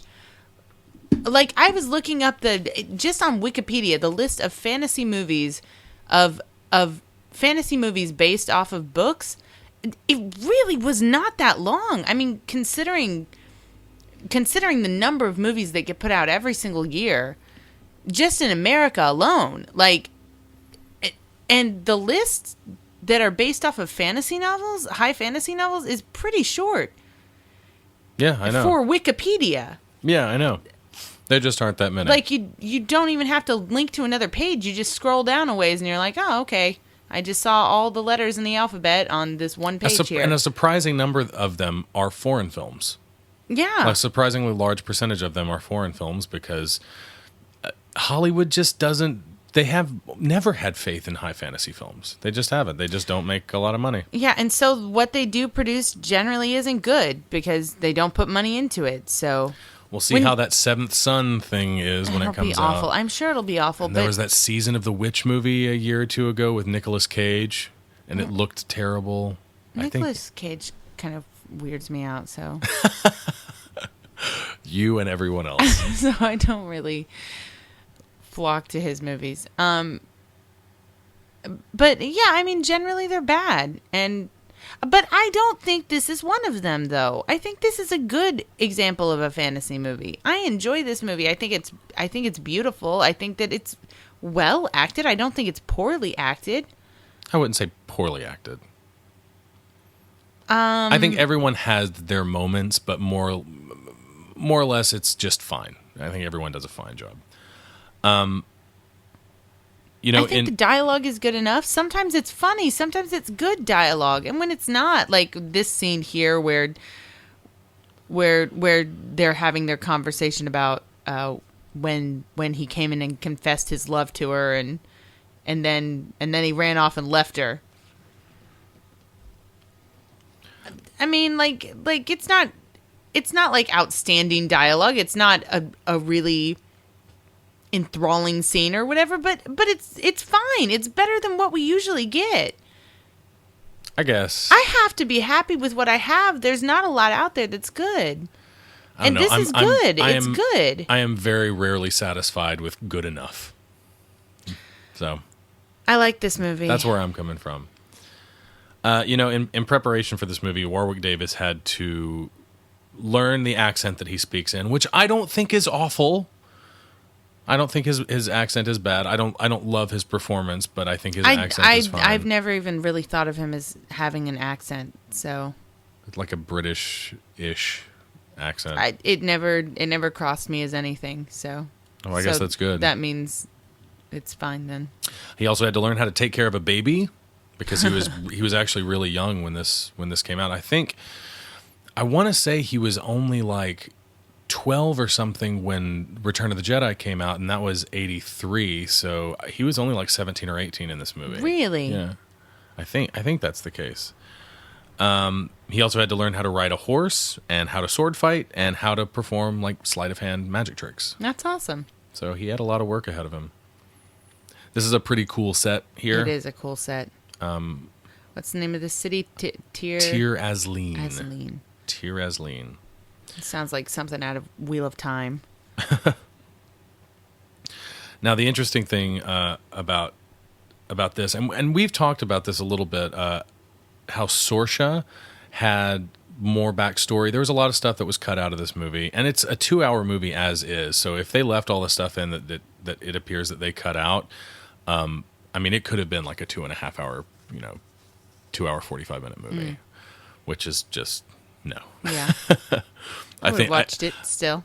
I think it almost overstays its welcome at 2 hours. So okay, it does. I mean, it does kind of drag. But the earlier drafts of the screenplay actually contained more background information on Madmartigan and Saoirse. Madmartigan was originally supposed to be a knight of the kingdom of Galadorn, and actually that's the kingdom that General Kale mentions having destroyed early in the movie. Right, when they're... and it's also the army that comes up. Right, that's the Galadorn army that Eric is a part of. And it's also revealed, and you can kind of see this in the movie, that Eric and Madmartigan have some kind of past together. Yeah, they hinted it repeatedly. But in the original screenplay, it's revealed that Eric was the only real friend that Madmartigan ever had. But Madmartigan's, scandalous ways, his scoundrelness, if you will, got him into too much trouble, and also he had a love affair with some character of high class that tainted her family name or something like that. And he got in trouble. But Madmartigan had a chance to regain his honor in battle, but he ruined the chance by deserting. So this explains some of the bitter antagonism between Madmartigan and Eric. Because he left his buddy. Right. So Saoirse, as far as her character goes, she was originally the daughter of the king of Tir Asleen, this castle that they're in right now, who was supposed to be a good guy. And you can see him, what's the sorceress's name? Fin Raziel? Fin Raziel. Before Willow turned her into a goat, when she was a bird, she perched on top of the stone that contained the king of Tir Asleen. And you can see him at the end of the movie too. He has a really long white beard. But she was supposed to be his daughter. And after Bavmorda dies and Tir Asleen is restored to normal, because, as we said, all the people at Tir Asleen, or did we say that? All of them are stone. Right, but they're all stone. Yeah. I don't know if we said it or not. So this suggests that Saoirse had the capability to be good, and kind of fleshes out her turn that she makes during this battle right here. And Madmartigan, let's see. Yeah, so I think that would have fleshed out their characters, especially hers, because her turn to the good side feels more fueled by her feelings for Mad Mardigan than it There's does nothing any kind else. of latent... I don't see anything right. else. That's the only thing it's fueled by. Like at the end, she's all running up and going, "Mom, don't kill the baby." But it's like, well, I thought the only reason you joined this side is because you were making out with Val Kilmer and you liked it. So Right, exactly. This is also gross, what he just did to this yes, troll. where he turns it into this This, brain-looking thing. I think he like turned it inside out or something. Oh, and what he's actually done is turned it into this monster. Right, and That's gonna then come out of the water. that's like, a gremlin, right? Because you throw it in the water and it starts Before he bubbling throws it in, and you saw the freaking two out. heads like pop out. He just needed to. He's going to feed it after midnight in an off scene here, and then it's going to turn into a giant 2-headed dragon that breathes fire and just makes chaos. So Mad Mardigan has done like a Home Alone thing to this town while they're trying to get in. Like he set up a bunch of traps and stuff all over the place. Yeah. And they're going to come in and they're going to slip on some Matchbox cars and This monster Fall is into so like tar and feathers. it's this monster in particular, and I think there's other stuff in the movie that feels the same way, but this monster in particular makes this movie feel like Star Wars to me. Yeah. Because it's very rancor. Yeah, it does. Especially It does how it's that look. It's put into the film, I think. It has a very, very rancor look to it. Now, of course, there's a lot more.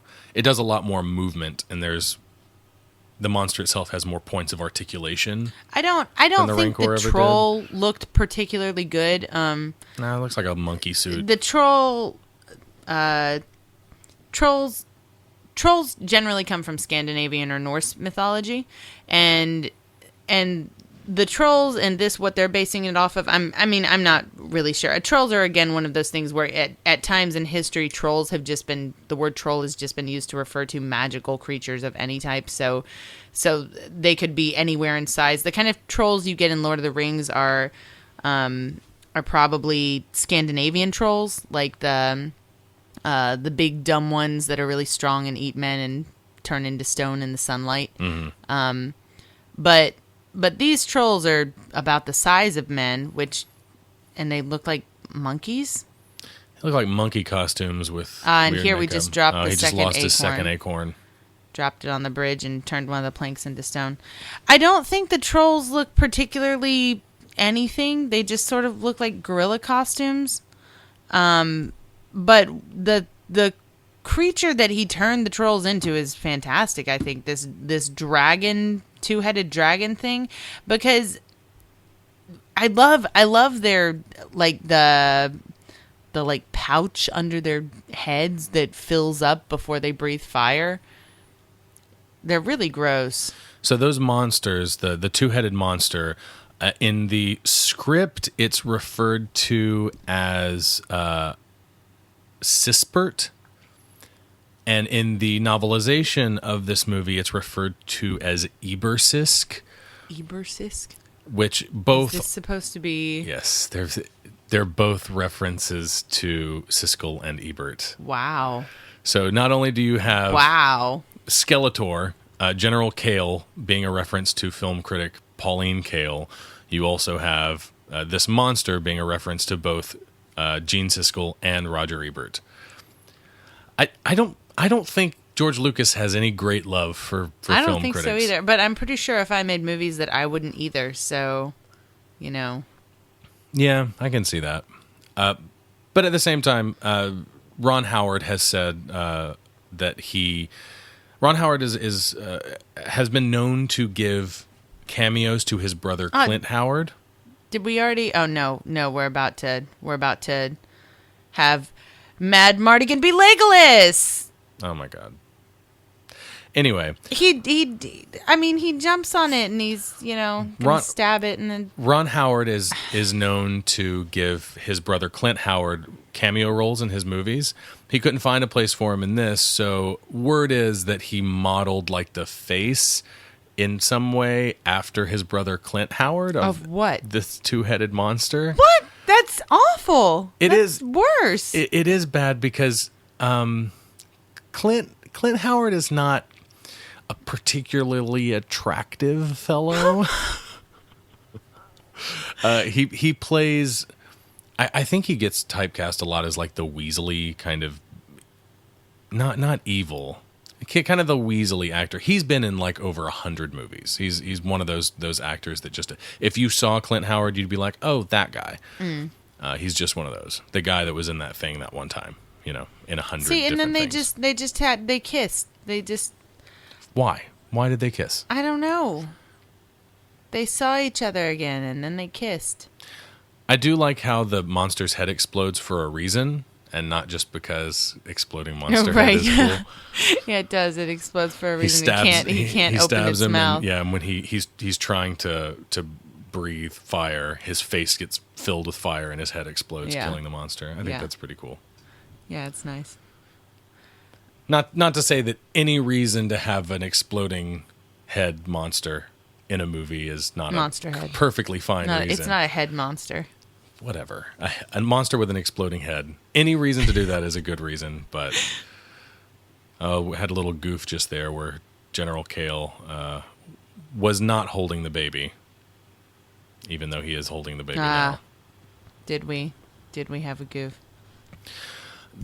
For action scenes, they actually had a prosthetic, not a prosthetic, but a robotic baby. Really? That could take some, damage. And you never really get a good look at it, but apparently it had like really articulate like facial movements and stuff, like robotics in its face, and it could open its mouth and move its eyes and stuff like that. Use it. Did it not look as good as they thought? Probably didn't look that good. Yeah, it probably didn't look that good. I'm sure there are close-ups that never made it into the movie because they were like, whoa, that don't look too good. That doesn't look like a That baby. wouldn't surprise me. I think the castle, the Nockmaar castle, looks really cool. Yeah. This black castle with a legit drawbridge. Mm-hmm. I don't know if we've missed it yet. I think we did miss the first one. Are you familiar with the concept of the Wilhelm scream? Do you know what that is? I don't know. Maybe not. So the Wilhelm scream is it's a sound effect that is used in movies and television shows, and it's a stock sound effect that's been used in something like 200 or 300 movies. The first film it was used in is a 1951 movie called Distant Drums. And it's used when someone's shot or falls from something, or something happens to someone, usually in a battle or something, and it's usually like in the background. But that particular sound bite, the scream, the Wilhelm scream, appears in this movie 3 times. It is in this movie 3 times. The first time it's when one of the Nockmaar soldiers is thrown from the chariot during the forest chase scene. Right. And it's done 2 more times at the final battle at this castle at Nockmaar. Will you point it out when we get to it? When the brownies pop up, so what's going to happen here is Bavmorda is going to turn the army into pigs. The next morning, when Willow and Razel come out and challenge the army, right, and everyone's hiding, when everyone pops out, you'll see the brownies pop out from under a helmet. Mm-hmm. In the very next shot, it's like 3 or 4 seconds after they pop out from under the helmet, a soldier is cut down from a horse, and you can hear the Wilhelm scream. Okay, well then I will listen for it after the brownies. When you listen for it, I'll recognize it. You'll recognize it. So it's here's the pig scene. This transformation really bothered me. Oh, that one where his hand is turning into a pig hoof, and like they've got some kind of like plastic that they're filling with air or something, so it looks like it's stretching. Oh, it's awful. Would you say it would be a stretch to say that Miyazaki borrowed this for Spirited Away? Oh, for Spirited Away. I think that would be a stretch, probably, but I've never. I mean, I wouldn't write it off and say that it's not a possibility. I don't know of any other stories where people are turned into pigs. No, I think that's pretty common though in magic folklore and storytelling where people get turned into pigs. Okay.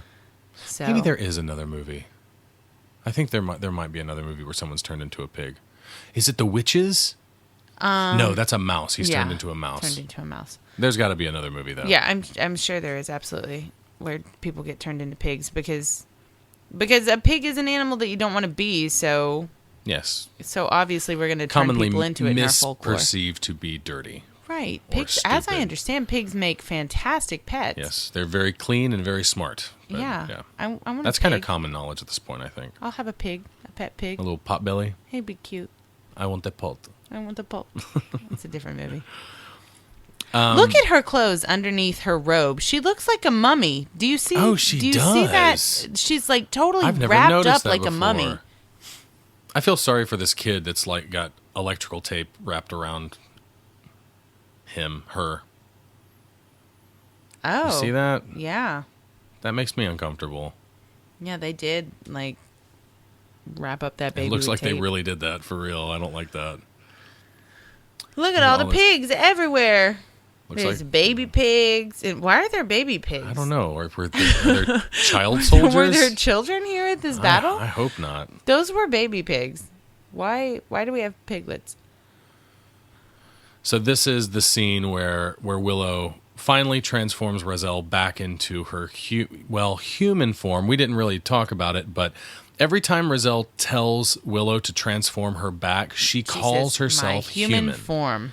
She doesn't say Daikini, but every other reference to, the common race Could of... Razel be human, though? Could it be a different race? I don't know. Maybe. That scene bothers me, too, where the Neck goat stretches. head stretches into the ostrich So head. this morphing stuff right here... bothered me as a kid.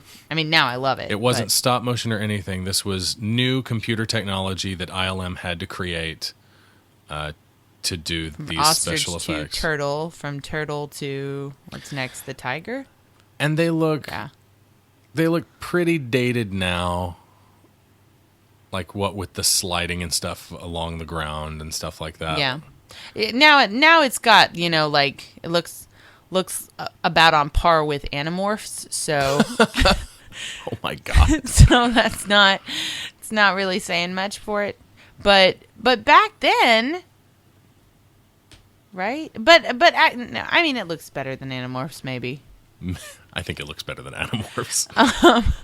Let's give ILM credit. The large group of pigs outside the castle continuously tried mating with each other. Did they? So they had to throw buckets of cold water on Get them. those pigs to cool down. Yep, to not do that. Stop that, pigs. It's not that kind of movie. Inappropriate. We aren't doing that in this movie.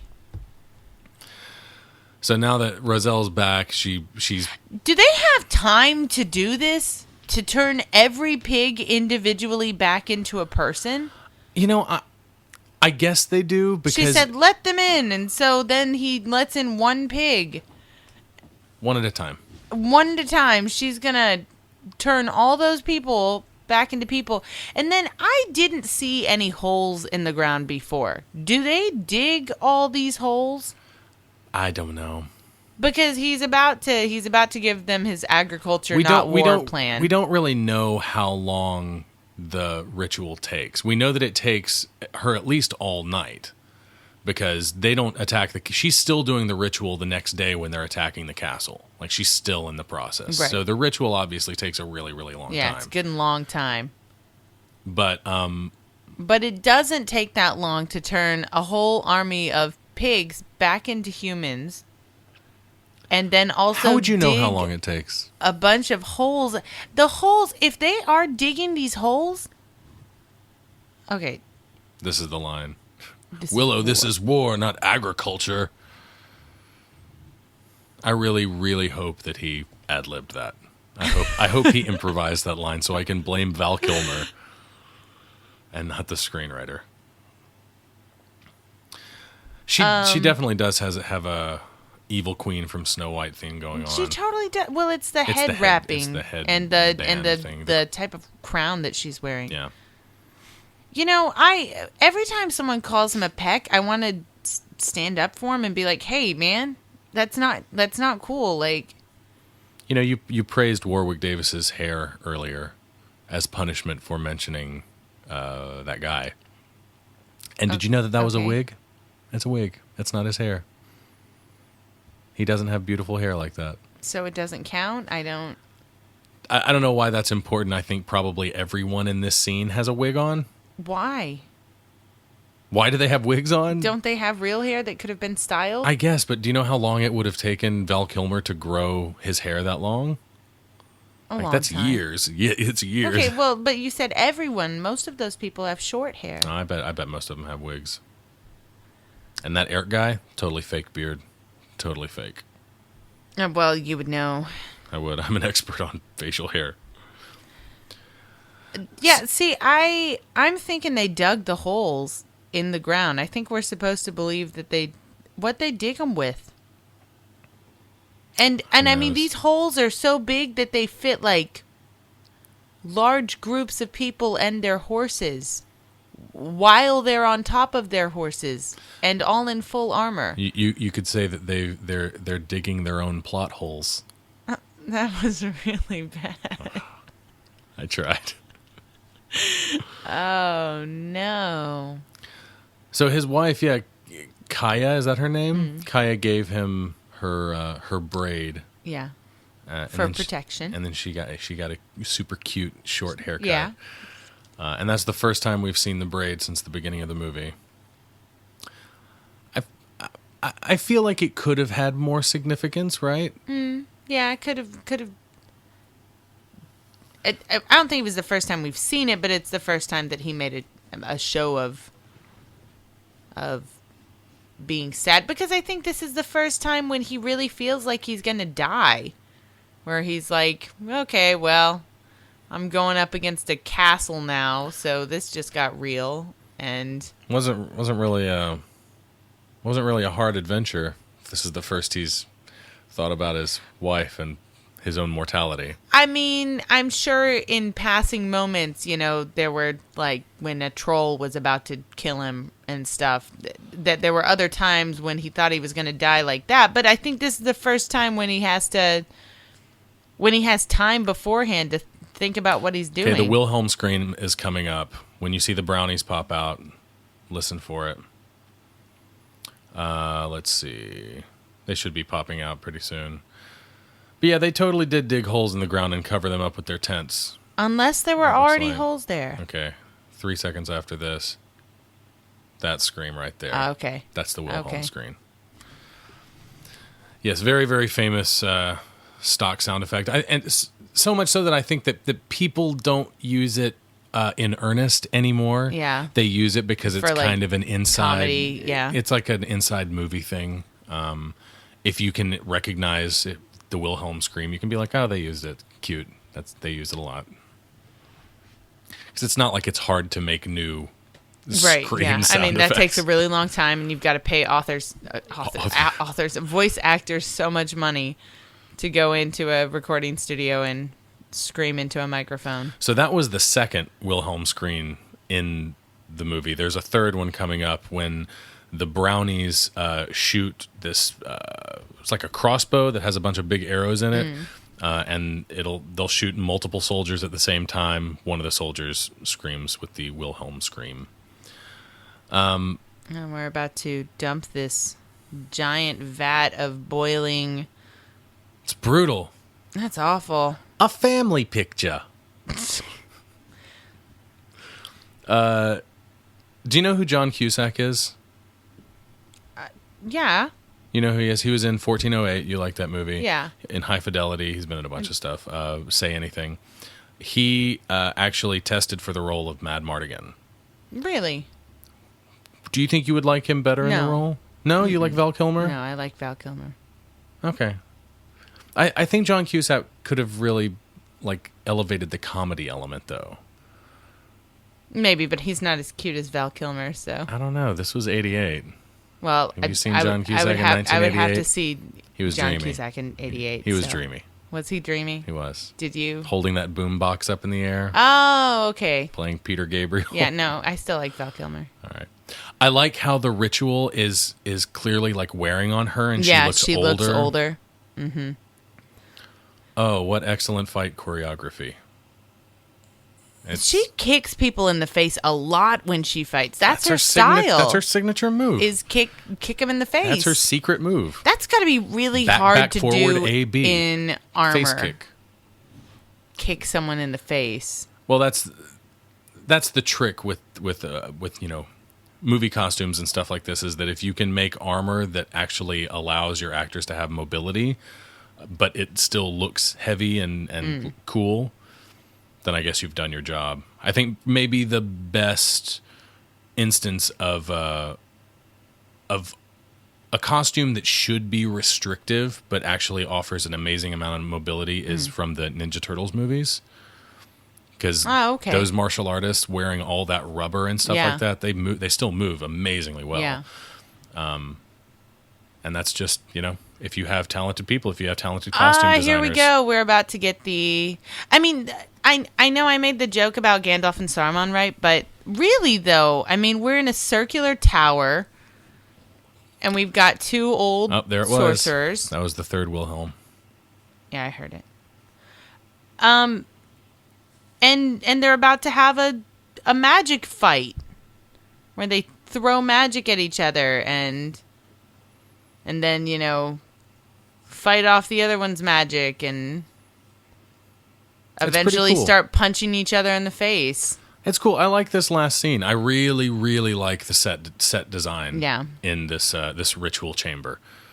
Everything just looks all wet and gross and dark, and because it's got that open skylight with the rain coming in. It's very Frankenstein. Mm-hmm. It very much kind of and in the end, she gets struck by lightning too. Lightning is a part of the ritual, and she's calling on lightning, and she's kind of got the open the skylight like you were talking about for the lightning, and that's very much them bashing each other, like flinging each other around the room and bashing each other on the walls. I mean, maybe unintentionally comedic, but appropriately brutal, I guess. Right. And what I'm saying is it's a callback to the battle, the battle. I mean, no, it's not really a callback. Not a callback, but if anything, visually, the Lord of the Rings is a callback. Right. That's what I'm trying to say. Scene. Is that and not like I'm sure that Peter Jackson had a lot going on in his head when he was making any scene from those movies, and he was probably pulling from a million things, a whole wealth of fantasy movies from the dawn of movies. So, but this is in there somewhere. It's definitely in there. I think they start punching each other in the head pretty soon. And that's the best part of this fight, is when they just forget the magic, they drop the wand, and it's just start punching. It's an all out. It's not even like a cat fight. Like, they are punching each other in the face. It's really great, actually. Oh, and I love this. The one, I mean, it looks bad because they're using the 80s CG.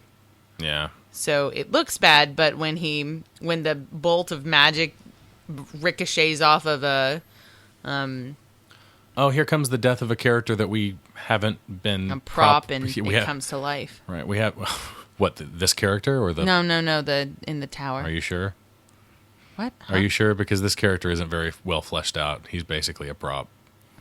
But we're made to believe that we're supposed to care about him because they kill him, and then Matt Mardigan's like, I'm gonna kill that skeleton face guy. Does he say no? I mean, after... Do we get a screaming no and a shaking of the fist at the sky? We're not going to do that. We did get a pretty cheesy death, though. He leans back. He's like, and then when he dies, he just leans forward. It was good. You can clearly see that actor in the skeleton mask cannot see out of the skeleton mask. He's like leaning down and like, is that where I stab him? I'm gonna stab him right there. Yeah. It's just not practical. Yeah, the fight choreography is not not amazing. I've been crapping on this movie, but I don't even think I can blame George Lucas for it. I don't think there's a single Ron Howard movie that I really like. I don't know what else he's done. Apollo 13. He did the Da Vinci Code movies, both of them. Okay. He's done a bunch of stuff. I don't think there's a single movie of his that I really, really like. I like this movie. I like other movies that he's done. I don't love any of his movies. I don't think he's a particularly great filmmaker. He was great on the Andy Griffith Show. I am aware that a lot of this movie to me is, it's from my childhood. This is something that I watched when I was a kid. It was one of one of the earliest fantasy movies that I saw, and that's important to me because I love the genre so much. So it has a special place for me because of that. But it's not just nostalgia. That's not why I like it. I like it because I think it is kind of quirky, and because some of it, yeah, there are like some B fantasy movie lines and stuff in it, and there are some flubs with plot holes and things like that. And yeah, I'm not really into especially the storyline with the queen and her daughter. It's upsetting to me that it doesn't make any sense because otherwise I'm totally into all of it. I'm okay with the overused, the prophecy and the baby that we have to kill and etc. Like, I'm okay with doing that again. I don't have a problem with reusing that stuff. I know you don't like it, but I don't have a problem with it.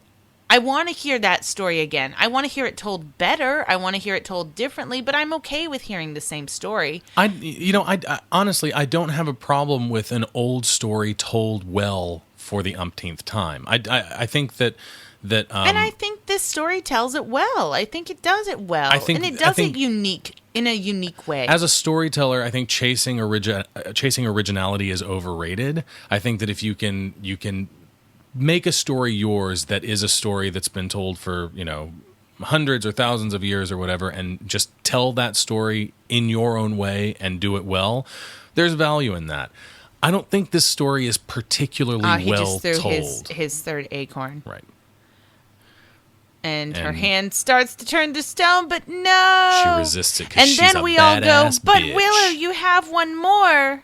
You could try that. If you were really paying attention, but if not, you just accept it. To be completely honest, I never noticed that till I was doing research on this and then rewatched it again. So, well, see, there you go. I know I'm making a big deal out of it, but no, I never noticed it before. But once I did notice it, I was like, oh yeah, there are 3 acorns. Mm-hmm. What's up with that? So. What I was saying though is that I think that there is absolutely value in telling an old story again and doing it your own way and telling that story well. My problem with this movie, as much as I like it, and I do like it, is that I don't think that this story is told particularly well. I think there's a lot of contrivances, a lot of conveniences, and a lot of weird little mistakes that are just unnecessary. Like you don't need to make those mistakes. And the thing that drives a story like this, and I think the reason that you continue to tell the same stories is for character. Is that you can inject different characters into the same stories or the same story frameworks and create new stories driven by different kinds of characters that have different motivations and different goals. And I think the characters in this movie are pretty weak overall. Generally, they're pretty weak. I feel like the thing is that I like these characters. I like these characters a lot. Do you like these characters or do you like their archetypes? Because I think that there's a difference, and their archetypes there is a are difference, clear. But I'm saying I like these characters. I know the difference, and I'm saying I like these characters. I like Mad Mardigan. I think he's funny. You telling me the stuff that apart from Willow and Mad Mardigan, everybody else gets kind of the short end of the stick. What is Sorce's motivation? No, I totally agree. I totally agree with that. But I feel like that's and it is a problem. It's just I still love the movie. I'm willing to overlook those problems because I love the rest of the movie enough that I'm okay with it. I don't like that it's there. Like she's kissing him. Your mom just died. Like Mysterious we scratches should, on the. We on should be Rozelle's upset about face. this. I think they cut that out, but there's a shot where She gets Bab scratched. Morta scratches down Rozelle's face. I mean, Have you noticed the transitions in this movie? They're all wipes, like circular wipes, radial wipes, and cross wipes. That's Star Wars. That's very, very Star Wars. I would be happier if I could believe in her relationship with Mad Mardigan. I would be happier if I could believe in her motivation for turning against her mother. Because then I would really, really love those characters instead of just liking, like you said, their archetypes, which in some cases I do, but with a lot of these I don't. I like Willow. I really do. I like the brownies. I like Mad Mardigan. I love. Did you see that? There's Rule takes off his mouse hat for the first time in the movie, and his partner, Fall Jean or whatever his name is, looks at him like he's never seen his bald head before. He does a double take. He's like, "Huh? What's that?" That was a nice little moment. I love that Willow has a family. I love that this is a journey about someone who has a family who they're trying to go back to, and they do go back to. That he has a wife and kids, and like this scene here where he comes back into town and, you know, everyone's all, "Oh, Willow, Willow," and they're so happy to see him, and he rides in on a pony and he does his little trick so he can show that he's learned magic now. Mm-hmm. And all that's great, but then he sees his wife and I want to cry because it's so sweet. It is. It's very sweet. That's all he really cares about is getting back to his wife and his children. And that's all you really cared about, too. You just didn't remember it. And it's, it's great. I didn't remember it, but I think that's also partially the responsibility. I think it absolutely is the responsibility of the script to make sure you remember. To make that's sure where you that you want know him what to get is the whole time. Exactly. You have to know what's at stake. You're right. So, I mean... So this score... Yes. We haven't talked about it at all. I love the score to this movie. It is a great score. I love this song, too. The village song. The not Ewok song. Then is it... Does it sound like an Ewok song? It's kind of end of Return of the Jedi, yeah. Have a little Ewok-y to it. Yeah, so there are times in this movie where it sounds like Honey, I Shrunk the Kids, and that's because it's by James Horner. So, and he did both those movies. But for me, like when I was rewatching it again, I kept sitting there going, "This sounds like Honey, I Shrunk the Kids." It does, but there are also moments where James Horner is very clearly aping John Williams' Star Wars score. Yes, very, also very that. clearly. But. And I think partially was a budget thing because at this point in time in 1988, James Horner was not commanding the paycheck that John Williams was commanding. Yeah. So it makes sense, and I think that he does a good enough job. I like this score. I know, I do too. I think the score is really great, and as far as like aping different styles, aping John Williams' style, and still getting his own style in there, like you said, his score is recognizable as his own because it sounds like another one of his scores from Honey, I Shrunk the Kids. I think that's commendable. That's good. He was probably given direction. That's part of the director's job, and I'm sure that George Lucas and Ron Howard, who is the actual director, gave him notes and said, "Okay, we want this moment right here to feel like Star Wars," because that's what they were going for. That's what this movie was supposed to be. Willow was supposed to be a franchise. It was supposed to be the high fantasy version. Yeah, the high fantasy counterpart to the science fantasy. That is Star Wars, and it was going to be a series of films if this one did well. But it didn't do great. I mean, they made their money back, and they wrote books to finish out the series. And as I understand it, the books are not great. They're written by Chris Claremont, and I don't think he's a very good writer. I haven't read them, so many comic book fans I don't would like disagree to with judge me, but books I don't that think Chris Claremont's a very good writer. I have not read, but I think understand, they're about Allura. Supposed to be wonderful. I think they're about Allura as she gets older and becomes like a sorceress warrior or something like that. Something like that. This is the part of the theme that sounds like Honey, I Shrunk the Kids to me. Oh, really? Oh, like the sweet parts? Oh, okay. Yeah. Like, it reminds me of like that scene where they're eating the cookie. Oh, yeah. Triumphant moment of oatmeal cream pie. Yes, every child's dream. So this movie was conceived by George Lucas in 1972, 16 years before it actually came out. And he actually approached Ron Howard to direct it because Ron Howard was doing post-production for his 1985 movie Cocoon at Skywalker Ranch. He was doing all the post-production stuff there, and that's when George Lucas asked him to direct this movie. And they had some history before that because George Lucas's film before Star Wars, American Graffiti, actually starred Ron Howard. He's in the movie and so is Harrison Ford as well. It's a 50s period piece about street racers, I think. I haven't seen it. The scriptwriter, Bob Dolman, was brought in to write the screenplay, and he wrote 7 drafts in a matter of like 6 months before finishing in late 1986. And then MGM was decided to distribute it after they had tried to shop it around at different places. MGM was the one who decided to take it, and they started shooting in 1987 and finished, I guess, April of 1987, and they finished 6 months later in October. So it was a 6-month shoot, which is pretty lengthy, actually. But I have to commend this movie because I think it was probably the first high fantasy movie to be shot in New Zealand. Really? Or at least partially. The soundstage stuff was done at Elstree Studios in Hertfordshire, England, and at Aswells and in New England. And of course, ILM did all of the special effects and everything at Skywalker Ranch. I think that's where they're based anyway. But yeah, it came out to mixed reviews and received 2 Academy Award nominations, but didn't win anything. Huh. So there was some, successes in there, and it's interesting production history. But that will bring us to the end of another episode of the Popcorn Poops podcast.